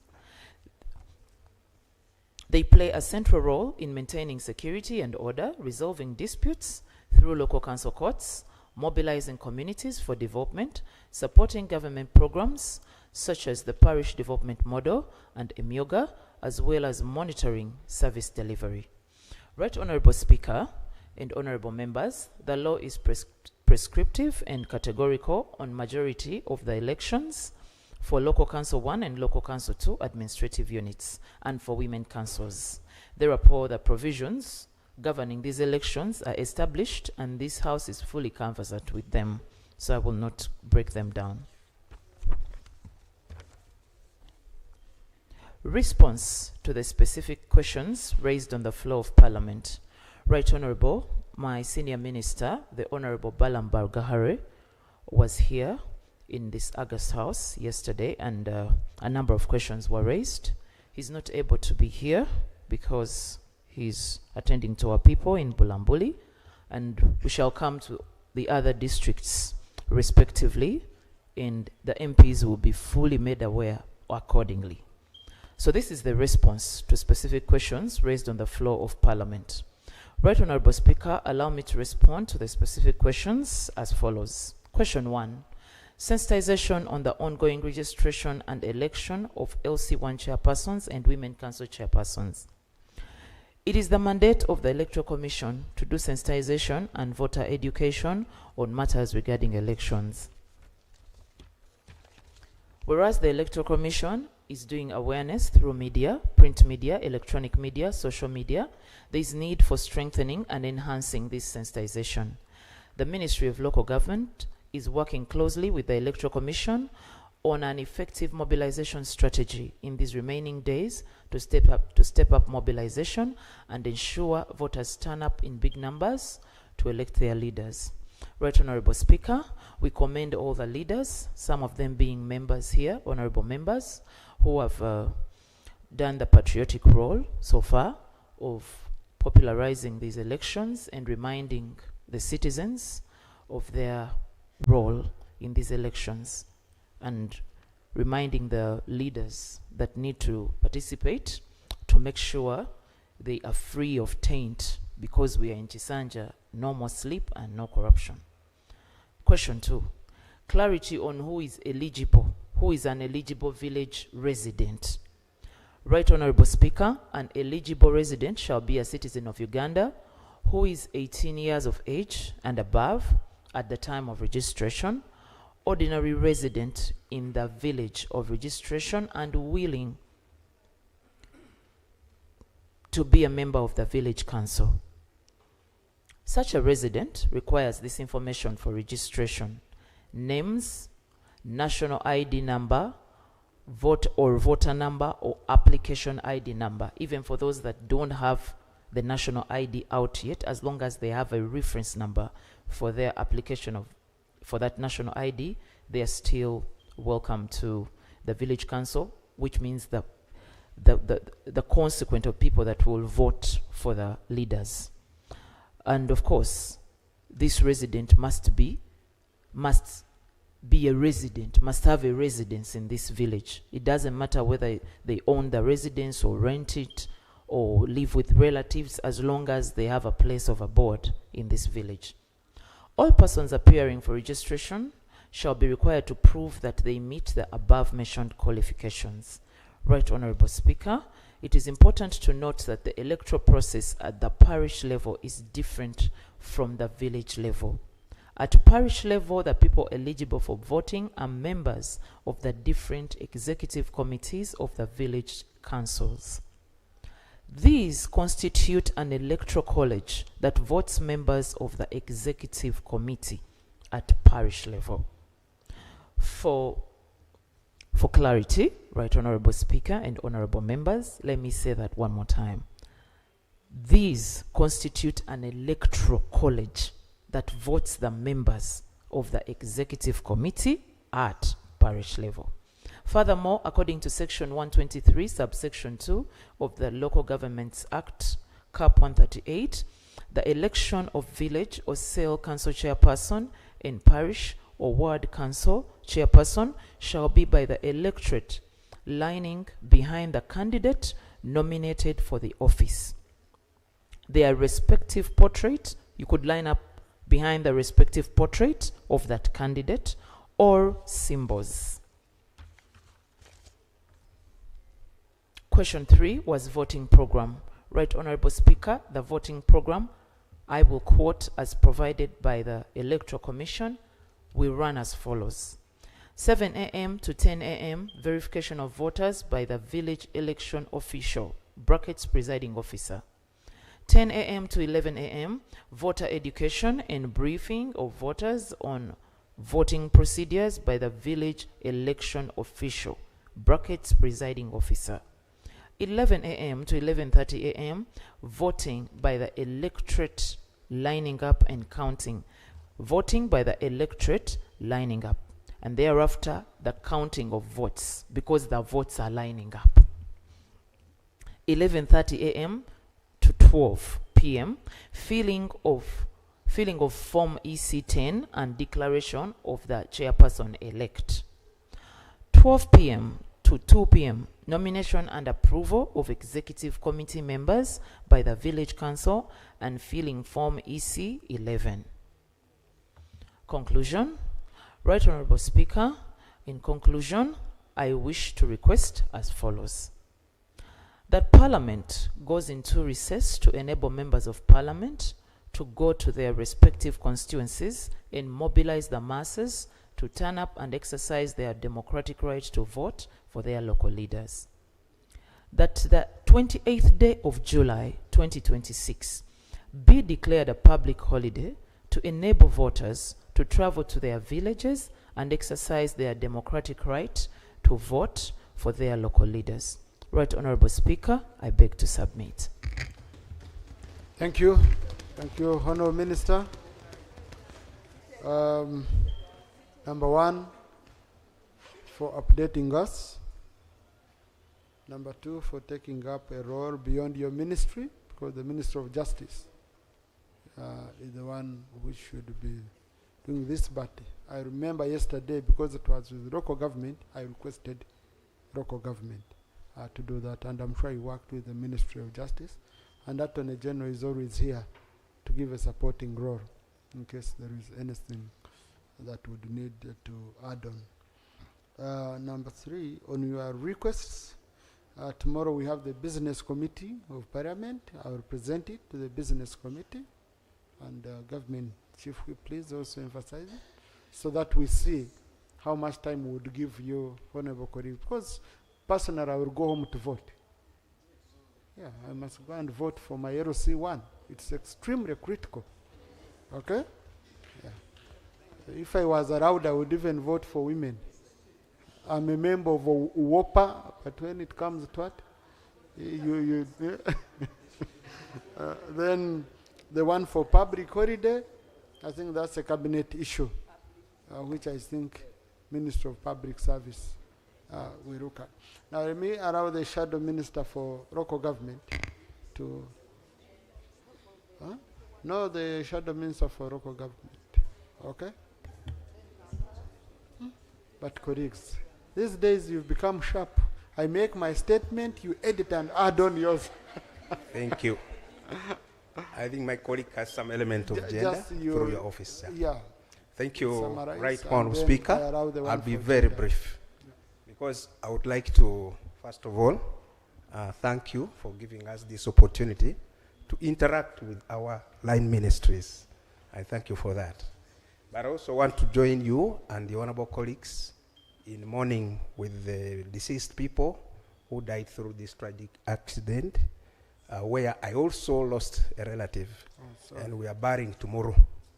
On a sad note, may the soul of all the departed rest in eternal peace, and also those who got injured get the blessing of the Lord, and they get healed and get back to their families as we become productive citizens. Right Honourable Speaker, allow me to quickly make a statement on the question we had raised. Honourable, you don't make a statement. Okay. Just okay, a response. Seek for One, some on the clarification. issue of sensitization, I want to applaud my line minister for being very, very clear. I would say in your response, you were I'm very satisfied with the response you gave. And I would applaud you because you were not the colleague we were seeing up there. This is very commendable. I think we shall go a long way to work together. Two, on the question of, and also honorable colleagues, on the question of residence, I think you were on point. You made it very, very clear. And I thank you for that, my honorable minister. The only bit that is remaining, through you, Chair, is the question of officers deployed on operational duties. Yeah, so you should make clarity on that. I thank you. And then on the voting timetable, I think you were also very clear on that, on the schedules. My only concern to you is this election is a little different from the one we had ourselves. Because remember, these villagers are back into production periods, and their election is time-bound according to the program you've given. If voting is going to start at 11, it is going to be at 11. And my prayer to you is that try and make sure that the sensitization go and reach the last village. Because some of our villages are so wide, and they may not walk like during the last election, where others walk for 4 or 5 miles, and they were still able to participate in the election within the time. But in this case, remember, it is at a specific time. So try to make that very clear to them. And also, as you do that, make sure that the structures, the people who are manning these elections, from the last election, we had a bit of a hiccup where some facilitations were not accorded, especially the constable were all over social medias for unpaid money. And yet these are the very people who are going to man this very difficult LC1 election. So I pray that you work with the Electoral Commission to ensure that the very people who are not facilitated from the last election, because if they are demoralized, certainly there will be a lot of gaps. And then as we go, I also agree with you that you forward our concern to the cabinet so that we go on recess. I agree with that. 2, also public holiday. It is very important. When I was in the village last Thank you. Honorable, you've already agreed with whatever. Now, we don't need to go into justifying the argument. Now, honorable colleagues, I'm thinking, Attorney General, I don't know if you can guide us, because you see, the Ministry of Local Government is not the one in charge of election. And the questions we are asking are very specific. Shadow Minister, we are done. Okay? So I was thinking, okay, and I just want to have a consensus of you, honorable colleagues, that we carry over this debate to tomorrow so that the Minister for Justice, or if Attorney General is ready, they go and consult. Okay? And even usually they come with a technical officer, because this is an issue of facts, not opinion. If it's this date, if it's this time, if it's this payment, you know, it's facts. Cannot come and argue about it. So that we do it tomorrow. Attorney General, I don't know how you see it. Right, Honorable, I'm in agreement with your proposal. We can give a comprehensive a response tomorrow. Tomorrow. Yes. Okay. Thank you. Yeah, we debate tomorrow. Tomorrow it will be the first item, and I will start with the Minister for Shadow for Gender. Honourable Minister for Local Government. Right Honourable Speaker, thank you so much.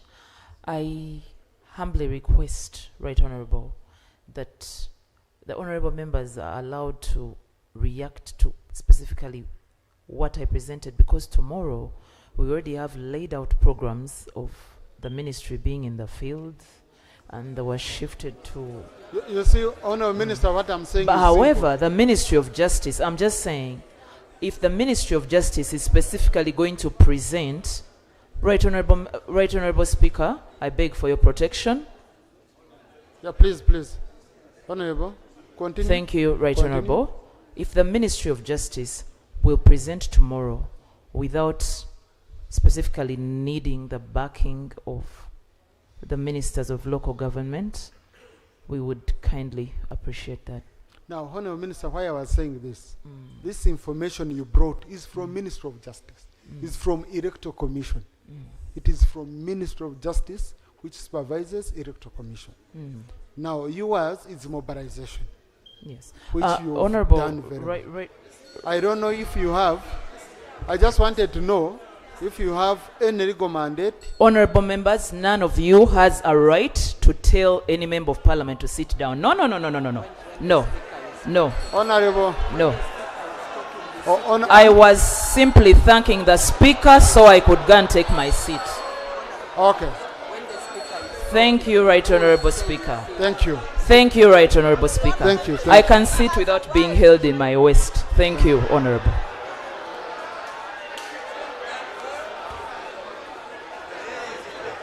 Thank you. So,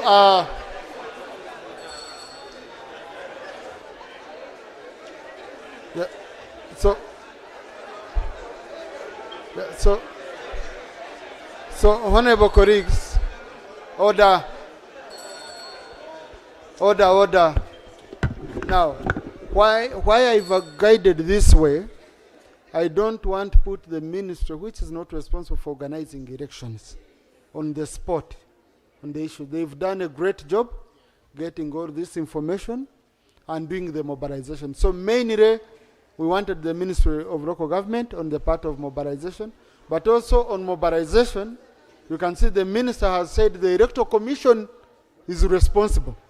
So I would want the Electoral Commission, which is represented by the minister. I want to thank you, Honourable Namere, for the great job here. Honourable colleagues, next item. Tomorrow we shall resume on this debate so that I can allow more of you with the Minister of Justice. And we get more and more information, okay? Thank you. Next item. Item 5 on the other paper, motion seeking leave of Parliament to introduce a private member's bill titled Administration of Parliament Amendment Bill. Thank you. Honourable colleagues, the private member's bill, you as a private member, you have the right to present a bill, a private member's bill, as clearly enshrined under Rule 127, Rule 128, and Article 79, Article 94 of the Constitution. Now, when a bill, a private member's bill comes, or a member comes for a motion seeking leave, as presiding officers, what do we look at? Number one, we look through your draft and we ask ourselves, does this offend Article 93 of the Constitution, which is limitation on matters of finances, that is having a charge on the consolidated fund? Number two, does it affect non-derogable rights? Are you trying to suppress non-derogable rights? Number three, Article Rule 123, is it establishing a one-party rule? You know, these are the things we look at. And the moment we find that you conform to that, you don't offend those provisions, as presiding officers, our hands are tied. Now the next phase will be for the House to decide whether a member proceeds with the private member's bill or not. Okay? So, Honorable Namara, clarification, Honorable Nsamba, then Honorable Kakoza.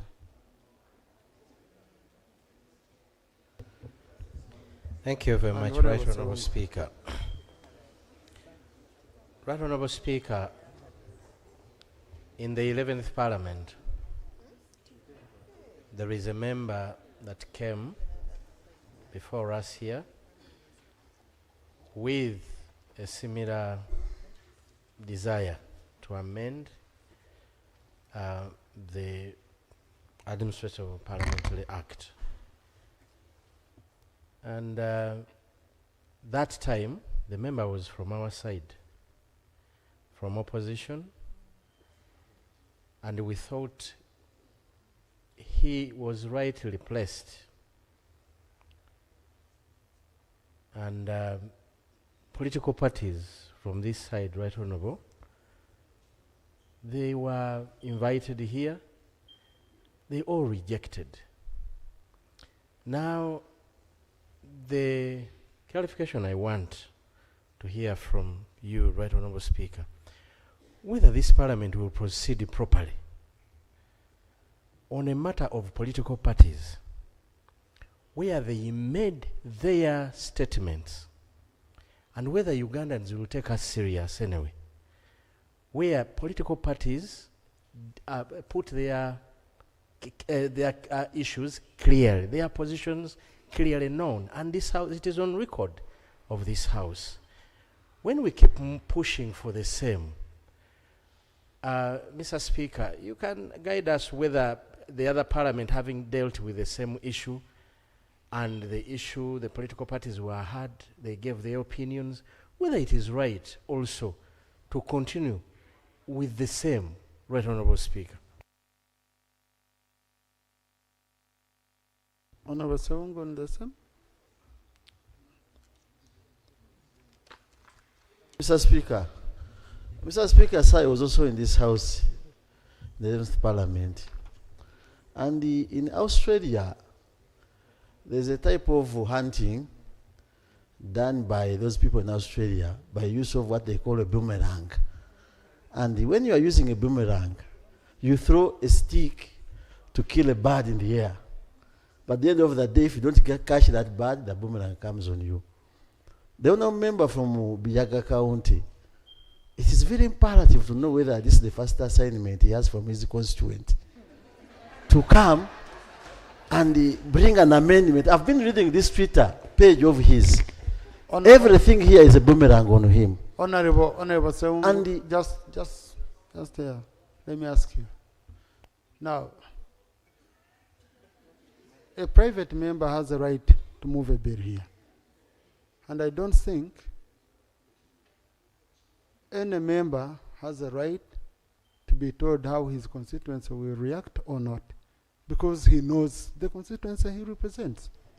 And the issues we are talking about, we are bordering on arguing on a motion which is not yet presented. So don't you think it would be prudent for us to proceed with the motion and then we debate and we decide? Because in relation to what Honorable Nsamba has raised, one, here we don't have bills which are a preserve of which side presents them, apart from bills that do have a charge on the consolidated fund, which are clearly prescribed under Article 93 of the Constitution. Okay? So any member can move any bill, apart from those which are preserved for government. And those are clearly provided for by Article 93 of the Constitution. Number two, Honorable Namara was not here when whatever happened. He doesn't know why the member withdrew or the arguments which were provided. And the same political parties are are here, they can make those arguments and you convince members. It's not for me to decide. It's you, honorable colleagues. Okay? So with that, I'm going to allow Honorable Namara to present his motion. No, let Honorable Namara Dennis present his motion. And because Honorable Sewungu, I will not allow you to continue intimidating a member, saying in your constituency you're facing problems. So kindly take your seat. Let Honorable Namara do his work of representing his people. Thank you so much. Then after, we are going to debate. I'm going to open up with debate. Okay? Yes, Honorable Namara. Thank you very much, Honorable Speaker. I raise under Article 79, 1995 of the Constitution of the Republic of Uganda, as well as Article 94 of the Constitution and Rules 58, 127 of the Rules of Procedure of Parliament, to move a motion seeking leave of Parliament to introduce a private member's bill entitled the Administration of Parliament Amendment Bill. Whereas Article 79 of the 1995 Constitution of the Republic of Uganda vests onto Parliament the power to make laws on any matter for the peace, order, development, and good governance of Uganda, and whereas Article 94, Clause 4B of the Constitution and Rule 127 of the Rules of Procedure of Parliament grants a member of Parliament the right to move a private member's bill. Honorable Namara, procedure.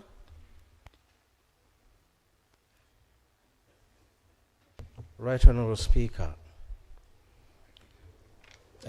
in your communication about this motion, you indicated that the member informed you about that his bill does not affect Article 93 of the Constitution. I expected Honorable Namara to lay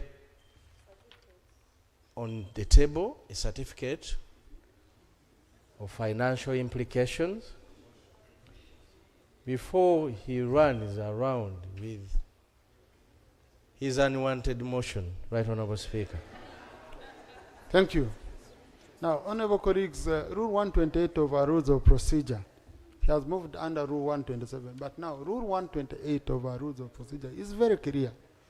A private member will table a motion, and once that motion, he must attach a draft bill. Now, that's a draft bill which me as a presiding officer, I have to assess and see whether it does not negatively impact on the provisions I cited earlier on, especially Article 93 of the Constitution, and ensuring the bill doesn't go against non-derogable rights, doesn't establish a one-party state. Now, listen to me properly. See, I'm the custodian of the rules. Please listen to me. Okay? Okay? Please, please, please. Then once the motion is carried, once we give a member the leave, now the member is going to go to the Attorney General, First Parliamentary Council, go to the clerk. They help him polish up the bill very well. Okay? Aligning it with the object and principles. Once that's done, he will take it to the Minister of Finance to seek a certificate of financial implication. Once it is cleared, then he will bring it back to Parliament and it will be gazetted and tabled for first reading. So certificate of financial implication is a requirement on first reading, not on leave. Now, if you mistake it with a government bill, because the government bill for it right away, okay, it comes with a certificate. But here, he's asking for permission. He's saying, give me permission, I go and draft a bill. Okay? So, honorable colleagues, it's very, very clear. On first reading, he will require that. Thank you, Honorable Sewungu. Hey, now, that doesn't give you away on the microphone. No. Honorable Sewungu, no. Supporting me does not mean you go on the microphone. Kind of take your seat. No. Honorable Dennis, please continue. Honorable Speaker, we pardon the members for their sheer ignorance of the law. Honorable Namara, that's not a language. I we use withdraw. here. I withdraw. Thank you. I withdraw. Thank you. Aware that the embracement of political pluralism in 2005 and the subsequent amendment of the Constitution in 2006 led to the establishment of the office of the Leader of the Opposition in Parliament under Article 82A of the 1995 Constitution. Further aware that in 2006, the Administration of Parliament Act was amended to provide for the election of the Leader of Opposition and the grounds for vacation of the office of the Leader of the Opposition in Parliament. Acknowledging that the election of the Leader of the Opposition in Parliament under Section 8 of the Administration of Parliament Act is restricted to the most numerically dominant opposition party in Parliament, who may consult members of other opposition political parties in Parliament and independent members of Parliament. Further acknowledging that the prevailing grounds for removal of the Leader of Opposition from office are inadequate and requires expansion to include incompetence and misconduct as a safeguard for accountability, efficiency, and effectiveness. Noting that reforming the manner of election of the Leader of Opposition in Parliament may, by requiring the involvement of all opposition political parties in Parliament, will bolster inter-party cooperation and dialogue, national cohesion, and the growth of political pluralism in fulfillment of the democratic principles enshrined in the national objectives and directive principles of state policy as detailed in the 1995 Constitution of the Republic of Uganda. Further noting that expanding the grounds of vacation of office of the Leader of Opposition in Parliament to include incompetence and misconduct will hedge the performance and behavior of the duty bearer against abuse, appreciating that the proposed amendments to the Administration of Parliament Act will necessitate a corresponding amendment to the rules of procedure with regard to the procedure for election of the Leader of Opposition in Parliament and vacation of office of the Leader of Opposition in Parliament. Now, therefore, be it resolved that Parliament grants me leave to introduce a private member's bill entitled the Administration of Parliament Amendment Bill. Right Honourable Speaker, I beg to move. Thank you. Is the motion seconded? Honorable Okwaringa, Honorable Ngopek, Honorable Linda Auma, Honorable Ngopek. So Honorable Namara, would you want to justify your motion?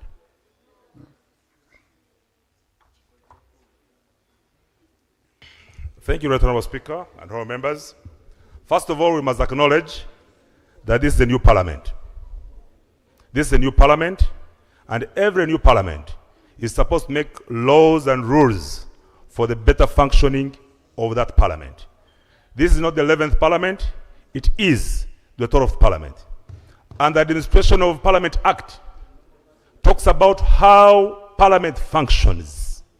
It is the internal nuts and bolts of how the internal technicalities and operations of parliament are executed. Therefore, that's why we say at the inception of this parliament, we should come up with the laws and rules for the better functioning of this parliament. All said and done, Right Honourable Speaker and honourable members, we are talking about anchoring democracy. Democracy cannot only be on the side of the national resistance movement. Democracy should be on two sides. If you are seeking, those people, the maxim of equity says those who seek equity must come with clean hands. So when you come and say government should be accountable, even on your side, you should be accountable. Right Honourable Speaker, the bill is to amend the Administration of Parliament Act to provide for the election of the Leader of Opposition by members of the opposition in Parliament from amongst themselves. That's one. Number two, to provide additional grounds upon which the Leader of the Opposition may cease to hold office for purposes of accountability. If every person, every minister of the government of Uganda can be censured because they draw money from the consolidated fund, how come there are no checks and balances on the side of the Leader of Opposition who draws money from the consolidated fund? Number three, to require the shadow cabinet to be approved by all members of the opposition, not only one political party. Number three, Right Honourable Speaker, I beg to be protected by some. Honorable, they are not on record. Oh. Continue. Thank you very much. Number 4, also, Right Honorable Speaker, as you can see, from the appointment of the committees of parliament and international bodies, only one political party out of 17 positions has taken 16. The other political parties, we don't talk about the position of one political party. We talk about opposition parties in parliament. Which type of equity do you talk about when 17 positions are taken by one political party, and yet we have more than 5 political parties in parliament? What are the defects in the existing legislation? When you look at the cabinet, Right Honorable Speaker and members, out of 30 ministers, 20 of them are from one political party. The rest share only 10. We are saying you want to entrench democracy. What you preach to us is what you must practice. What are the defects in the existing law? In July 2005, Uganda transitioned from the movement political system to a multi-party political system through a national referendum. The adoption of the multi-party system of governance saw the amendment of the Constitution of the Republic of Uganda to create the office of the Leader of Opposition in Parliament. And subsequently, in 2006, the Administration of Parliament Act was amended to provide for the office of the Leader of Opposition. Section 8 of the Administration of Parliament Act provides for the election of the Leader of Opposition in Parliament to the government, having the greatest numerical strength in Parliament. Whereas Section 8 of the Administration of Parliament Act requires the Leader of Opposition in Parliament to be determined through consultation with other political parties in opposition and independent members of Parliament. It has been a norm that the choosing of the Leader of Opposition is not done in Parliament. And yet the law is about the Administration of Parliament Act. But the choosing of the Leader of Opposition is handled from outside Parliament. We want the members of the opposition, together with the independent members of opposition who are here, as the law provides, to be consulted on that matter. Right Honorable Speaker, what are the remedies we are looking at? 1, the Leader of Opposition to be elected by all the members of the opposition political parties. Number 2, additional grounds upon which the Leader of the Opposition may cease to hold office, because you need to be accountable. If people cannot elect you, then you cannot be accountable. You are accountable to the people who elected you. The President of Uganda by law can be censured by this Parliament. The Prime Minister by law can be censured by this Parliament. All the ministers here can be censured by this Parliament. Who are you that the Leader of Opposition cannot be checked by this Parliament? We therefore put that ground. The Leader of Opposition is to consult other political parties represented in the Parliament when appointing persons and deputy chairpersons of standing committees. Right Honorable Speaker, I beg to submit. Thank you. Seconders, Honorable Linus Ngopek, 3 minutes, and then after Honorable Kwaringa.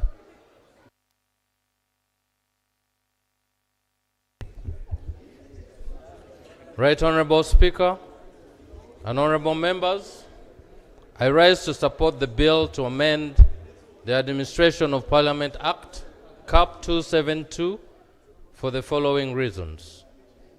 Honorable members, whereas Section 8 of the Administration of Parliament Act requires the Leader of Opposition in Parliament to be determined through an elective process, A, the Act and the rules do not prescribe how the election to determine the LOP are conducted.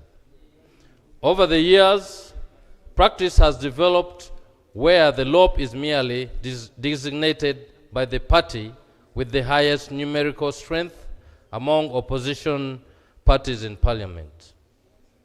This simply means imposition of someone to the rest of the opposition in Parliament, and yet democratic principles of governance dictate that there ought to be wider participation in the process to determine the leadership.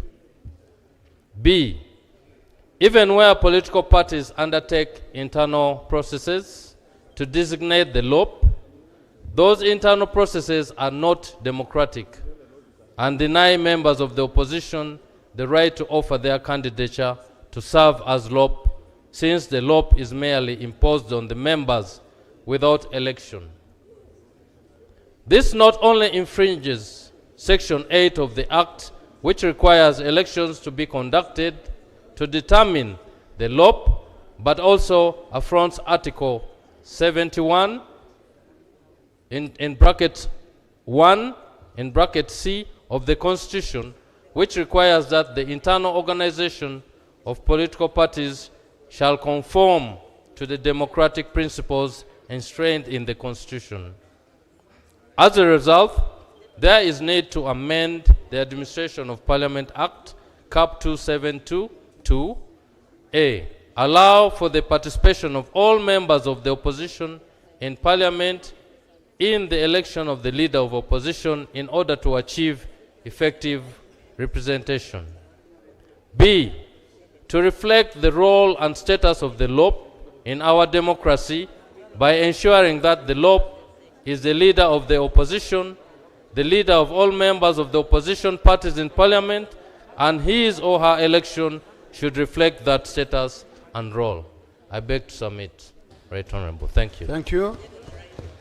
Honorable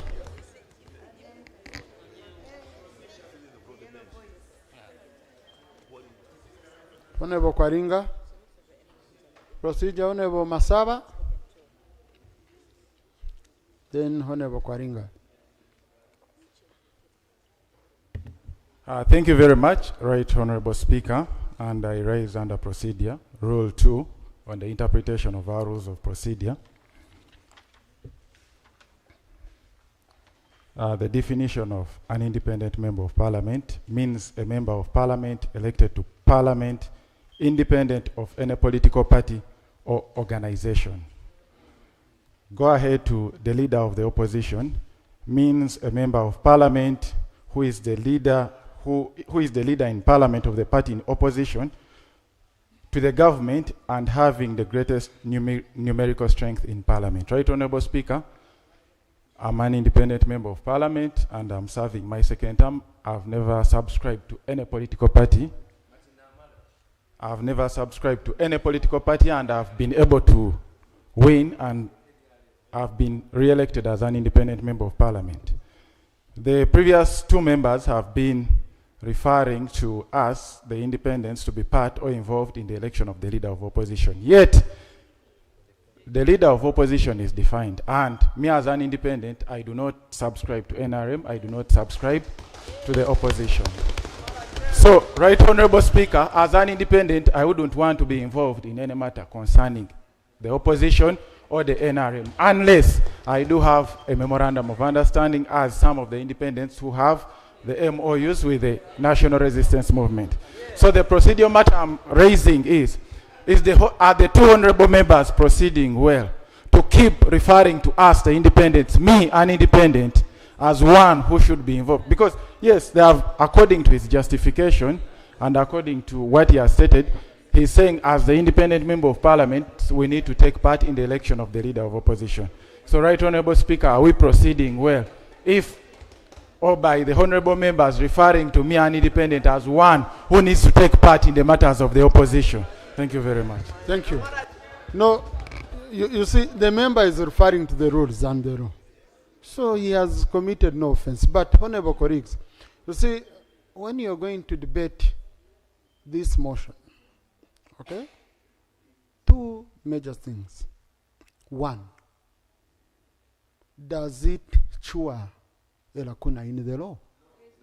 Are you getting me? That's a question. Yeah, that's a question. And me, I will know that through your voting. Are you getting me? How you vote on the motion is how I will know.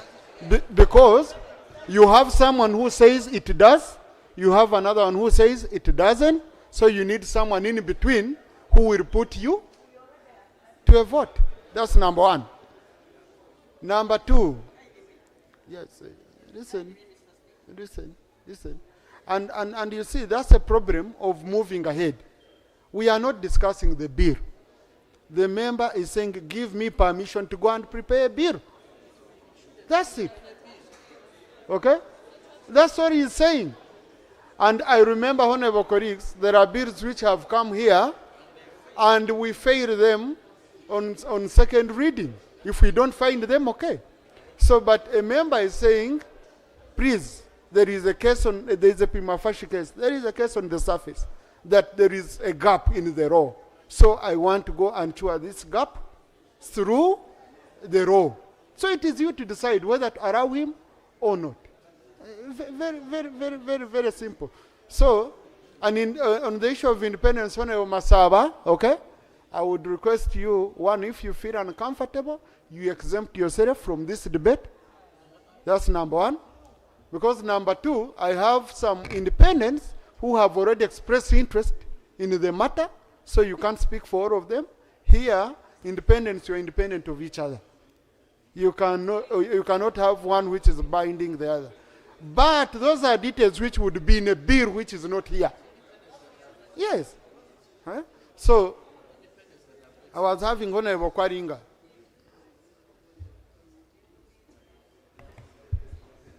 Thank you so much, Right Honorable Speaker. Right Honorable Speaker, I rise to support the bill to amend the Administration of Parliament Act CAP 272 for the following. One of the democratic principles enshrined in the Constitution is non-discrimination and inclusivity as provided in Article 21 of the Constitution. And it requires that no person shall be discriminated on grounds prescribed in the Constitution, including political opinion. It is my belief that the proposal in the bill to have the law elected by all opposition political parties in Parliament will usher in an inclusive process that will be open to all members of the opposition parties, irrespective of their numerical strength in Parliament. 2, what will happen in a situation where 2 opposition parties get equal MPs elected in the House? Who will be now appointing the leader of opposition? The law is for the future. The law is for the future. The proposals in the bill give a voice to the smaller parties in the decision-making of Parliament.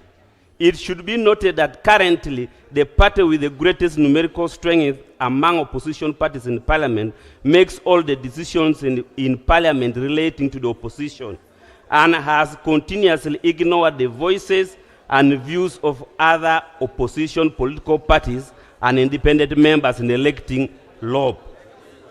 Whereas the opposition is a major office, whereas the leader of opposition is a major office in parliamentary system.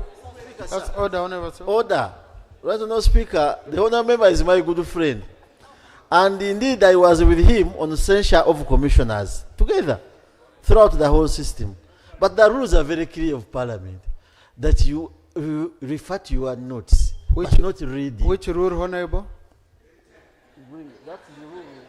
The rule which is in these rules. So, Mr. Speaker, sir, is the Honourable Member in order to continue reading, whereas the rules don't allow us to read, but to refer to our notes, as I bring that your rule in the rules of procedure. My good friend, Mr. Speaker, Rule 9. Rule 9. So, the Honourable Member is in order to continue reading instead of referring to his notes. Honourable colleague, please, Rule 9 refers to the sitting in the House. Rule 9 is about sitting arrangement in the House. So, Honourable Kwaringa, please continue.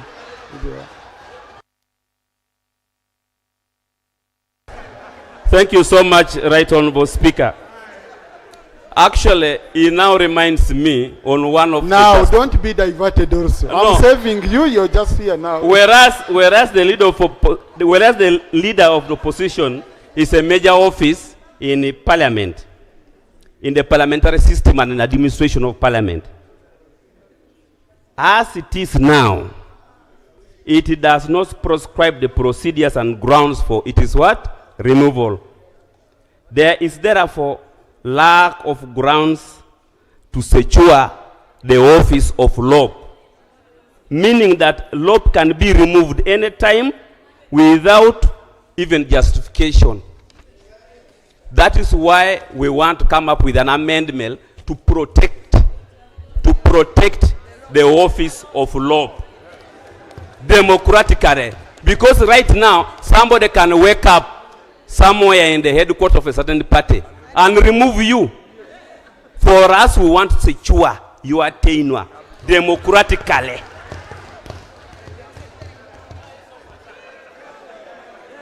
Consequently, as a result, there is a need, therefore, to amend the Administration of Parliament Act to, among others, first, to empower members of Parliament to hold the law accountable by prescribing the procedures and grounds upon which a leader of opposition may cease to hold that office.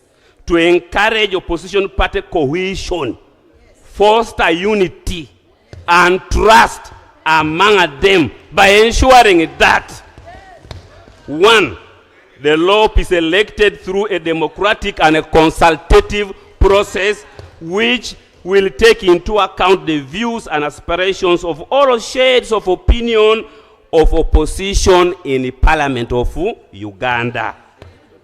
Further, to ensure that the shadow cabinet is appointed through a consultative democratic process, since the law, being the leader of opposition parties in the Parliament, may designate members of the opposition party to a committee of Parliament and to a shadow cabinet. Right Honorable Speaker, I beg to submit in support of the proposed bill. Yeah. And motion. Thank you. Thank you. Now, Honorable colleagues, it's just for record purposes, because I wanted us to make it very easy with my senior brother, Honorable Sewungu. So, Rule 78, okay? It limits us from reading, but it allows a member to consult notes. But then 78 too, it gives a speaker powers to allow a member to read in exceptional circumstances. So Honorable Okwaringa was right. I've given him exceptional permission. But my brother Honorable Masaba, because he raised the critical issue of independence and not being involved. But you see, Section 8(2) of the Administration of Parliament Act, in electing the leader of the opposition, the party to which he or she belongs may consult other political parties in opposition to government and independent members of Parliament. Okay? So we don't have independents who belong to opposition. Independents can swing anywhere. Yes, can go anywhere. So the word is independent. I want to go by what the law says. So independent, you know, and I think these are things maybe which in future we should look into, and we try to protect independence from, and avoid lacuna. So, honorable colleagues, I'm going to allow debate, and the MPs. Okay. Then I'm just going to pick one. I pick two, Wakiso, and I pick. I pick Arenyo, 3. Then, and Cohen, 4. Thank you, Right Honorable Speaker. Right Honorable Speaker, I was persuaded by the Honorable Nsamba, who is actually drawing your attention. Yes, I've given Honorable Alenyo on this. Okay, then I will not, Alenyo, I will leave him. I'll pick one. Okay, I have, I wanted, there is that gentleman. Yes. No, I want some new members. On non-honorable colleagues, I want Cyrus also. The one behind is also Cyrus? No. No, I will allow you, Honorable. Muhenda Ronald. Yeah, Muhenda Ronald, sorry. Muhenda Ronald. Yes. So I have picked, I also want some new members. So Honorable Cohen, Honorable Teira, Honorable Narima, then Honorable Muhenda. Yeah. Thank you, Right Honourable Speaker. Right Honourable Speaker, I wanted to join you to set the record straight. The Honourable Nsamba, when he raised the matter of moving the bill from one parliament to another, Right Honourable Speaker, in this House we have the Honourable Anne Adeke. In the 11th Parliament, she moved the Sexual Offences Bill. But that bill had been moved in the 10th Parliament by the Honourable Amoding. So I wanted it to be clear on record that there is nothing that stops a bill from surfacing in this House, even if it was raised before. Thank you.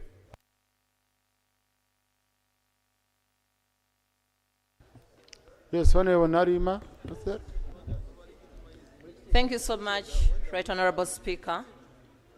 Right Honourable Speaker, being my maiden time as your chair, allow me also to congratulate you upon that post.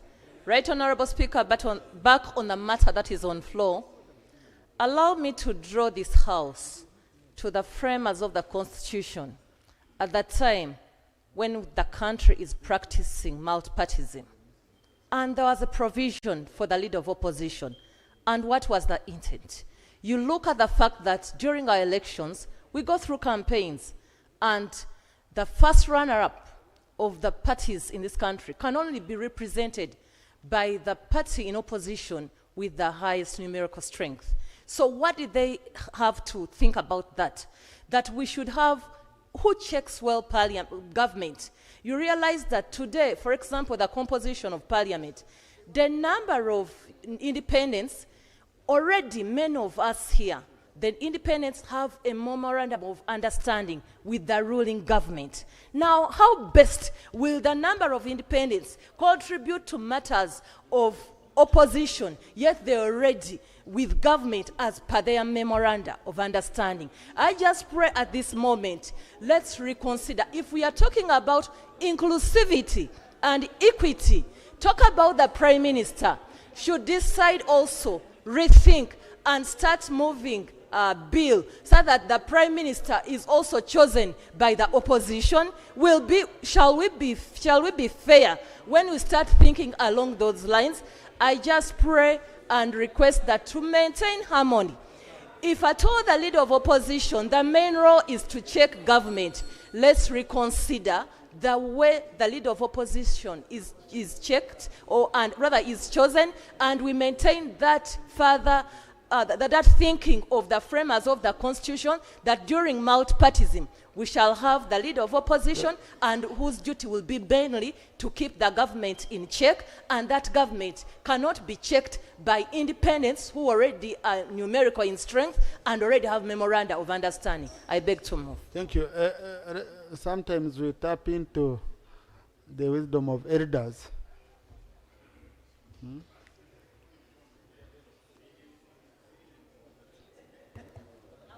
Thank you, Right Honourable Speaker and colleagues. Ufonopondo is my name. Opodel. Addressing on point of information, let me give point of clarification to Honourable Naruyima. Actually, the members of opposition do debate and vote for the confirmation of the Vice President on this floor and the Prime Minister. And through the Committee on Appointments, you actually appoint the ministers by participating in voting. Approve. Therefore, in principle, there is nothing wrong in members of the entire opposition. Indeed, there's nothing wrong if we will take the route that the ruling side does vote for the leader of opposition, because that's a principle. Thank you very much. Thank you. I had allowed Honorable Ronald, then Honorable Cohen. Yes, Honorable, please. Right Honourable Speaker, as an independent member of Parliament, I am thankful that we are also coming into the conversation, because we have honestly been out of it. It has been NRM opposition. Now, because of our numerical strength, we are coming into the conversation, into the conversation. Now that that is the case, yesterday we saw what happened about the administration and leadership of the parliament. I think we should not be looked at when it's convenient to be looked at. We are a very strong participant. We are, like you're saying, numerically strong today. It is my thinking that as we move forward, we should equally prepare ourselves for a situation we are in. It's a unique parliament. You have over 60-something independent member of parliament. What do you do with them? What conversations now do you have with them? So finally, I'm thinking that we can even think of ourselves as, if we are talking about leader of opposition, leader of an alternative voice. We are not opposition, but we have alternative voices. Thank you. Honorable Cohen. Thank you. Thank you very much, Honorable Speaker. There is, at my colleagues, the bill before this House the motion is seeking leave of Parliament. We shall have the time to discuss about this. The bill is about to arrive. And there are two ways. There comes a time when the government eats on children. But there is a time also when opposition eats on children. Its own children. Children. A child. Yes. You understand that. Now, when we are before this parliament, colleagues, let us not work in anticipation of what is going to happen. And I can guarantee you this bill will come to the Parliamentary and Legal Affairs. You will find the legal mind there. We shall debate about it. There will be public participation on whether it fits the bill. It will be either defeated in the Parliamentary and Legal Affairs or by this Parliament. And we can guarantee we shall be there for you, for everyone. So long as the bill meets what we call the constitutional threshold, we shall be there. Don't worry, let the bill come and you'll find us in the wrong way. Thank you very much. Honorable Deke, then Honorable Javira. The government eats on children. Thank you very much, Right Honorable.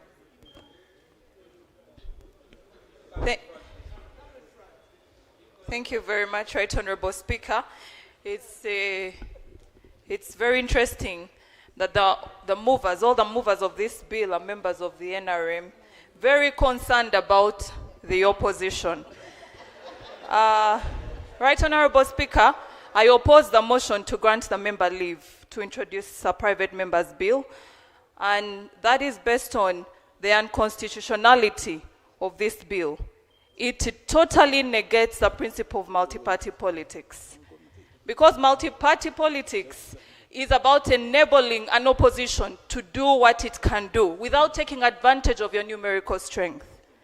What the mover of this bill seeks to do is to use the numerical strength in this House. Little wonder, actually, that all the movers are from the NRM. Right Honorable Speaker, I just want to touch on that provision that you read in the Principal Act. That provision of Section 8 that you read. Pardon me, because the bill was attached to the motion.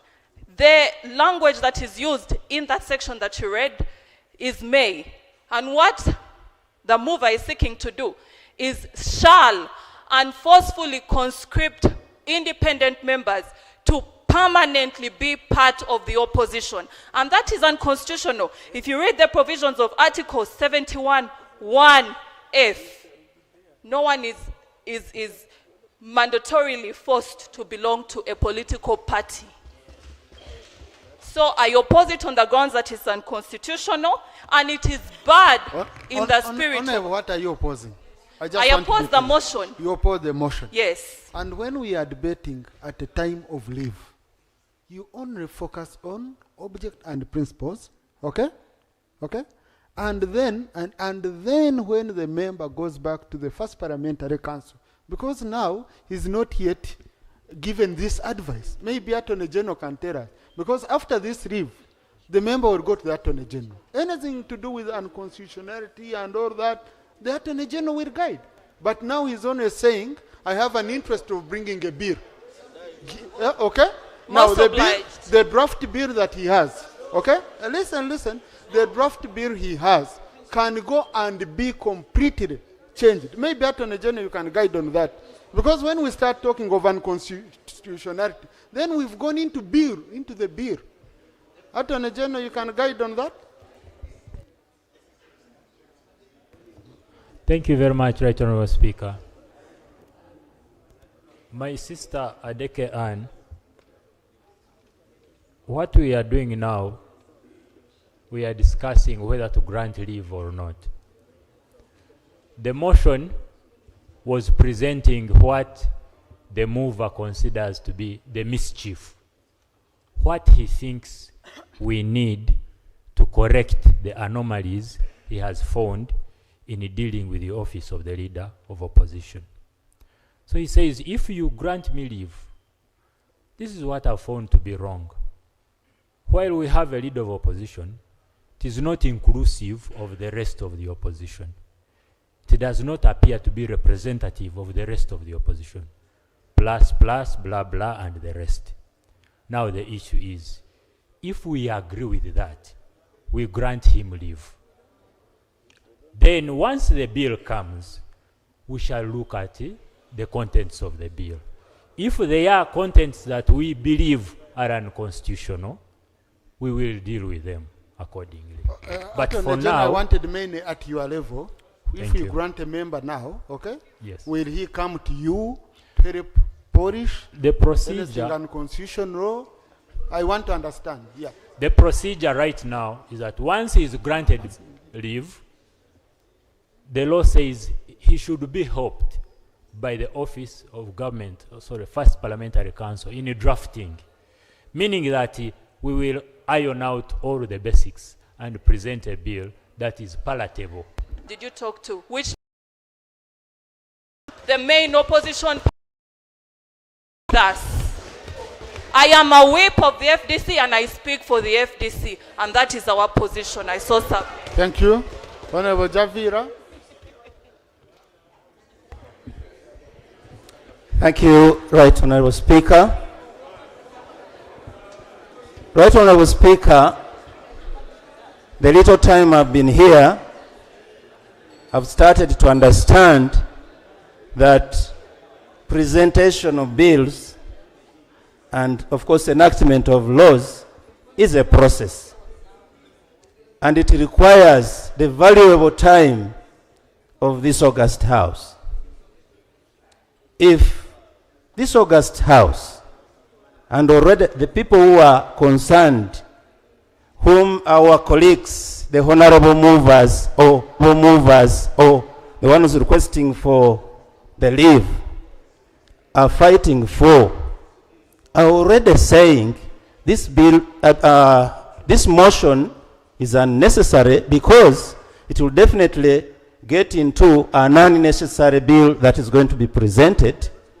So we are saying that our valuable time as this parliament cannot be wasted on a matter whose people it is supposed to fight for have found it irrelevant. Nobody is complaining. So we are, for us, we think that these people who are seeking leave, these colleagues who are seeking leave, are not doing it in the spirit of helping us, the opposition, but they are probably having other selfish interests, which we are. Honorable Javira. Thank you. Point of order. Honorable Speaker, I'm called Wabusadi Stephen, representing the people of Shigai constituency in Budwa district. Honorable Speaker, the time we have spent here, you have given due guidance in as far as we should move on this bill is concerned. On this motion is concerned. you have guided that this motion is supposed to go through due process. It is not worth debating. It is not worth giving any further guidance as far as it is concerned. We are simply, is it in order, Mr. Speaker, to continue elaborating, talking about what you have already given us, what you have guided us? Do we continue in the same way when you have fully given the guidance? Is it a bill already that he has continued referring to the bill, to the bill, to the bill? Why, Mr. Speaker, is it in order that we continue, depending on the same thing that you have already given us, the guidance? Thank you. Yeah, thank you. Honorable colleague, it's in order. It's in order because I haven't closed the debate. Motion?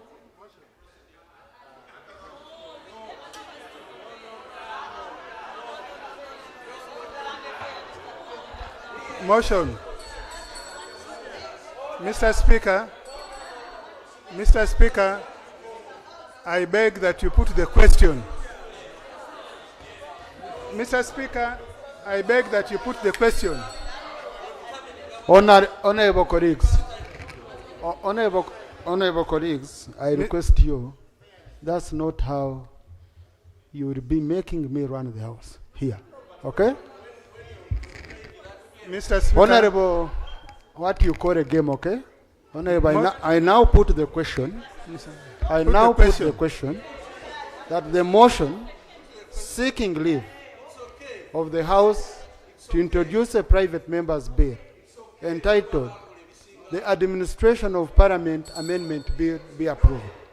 Those in favor say unto the contrary, nay. The ayes have it.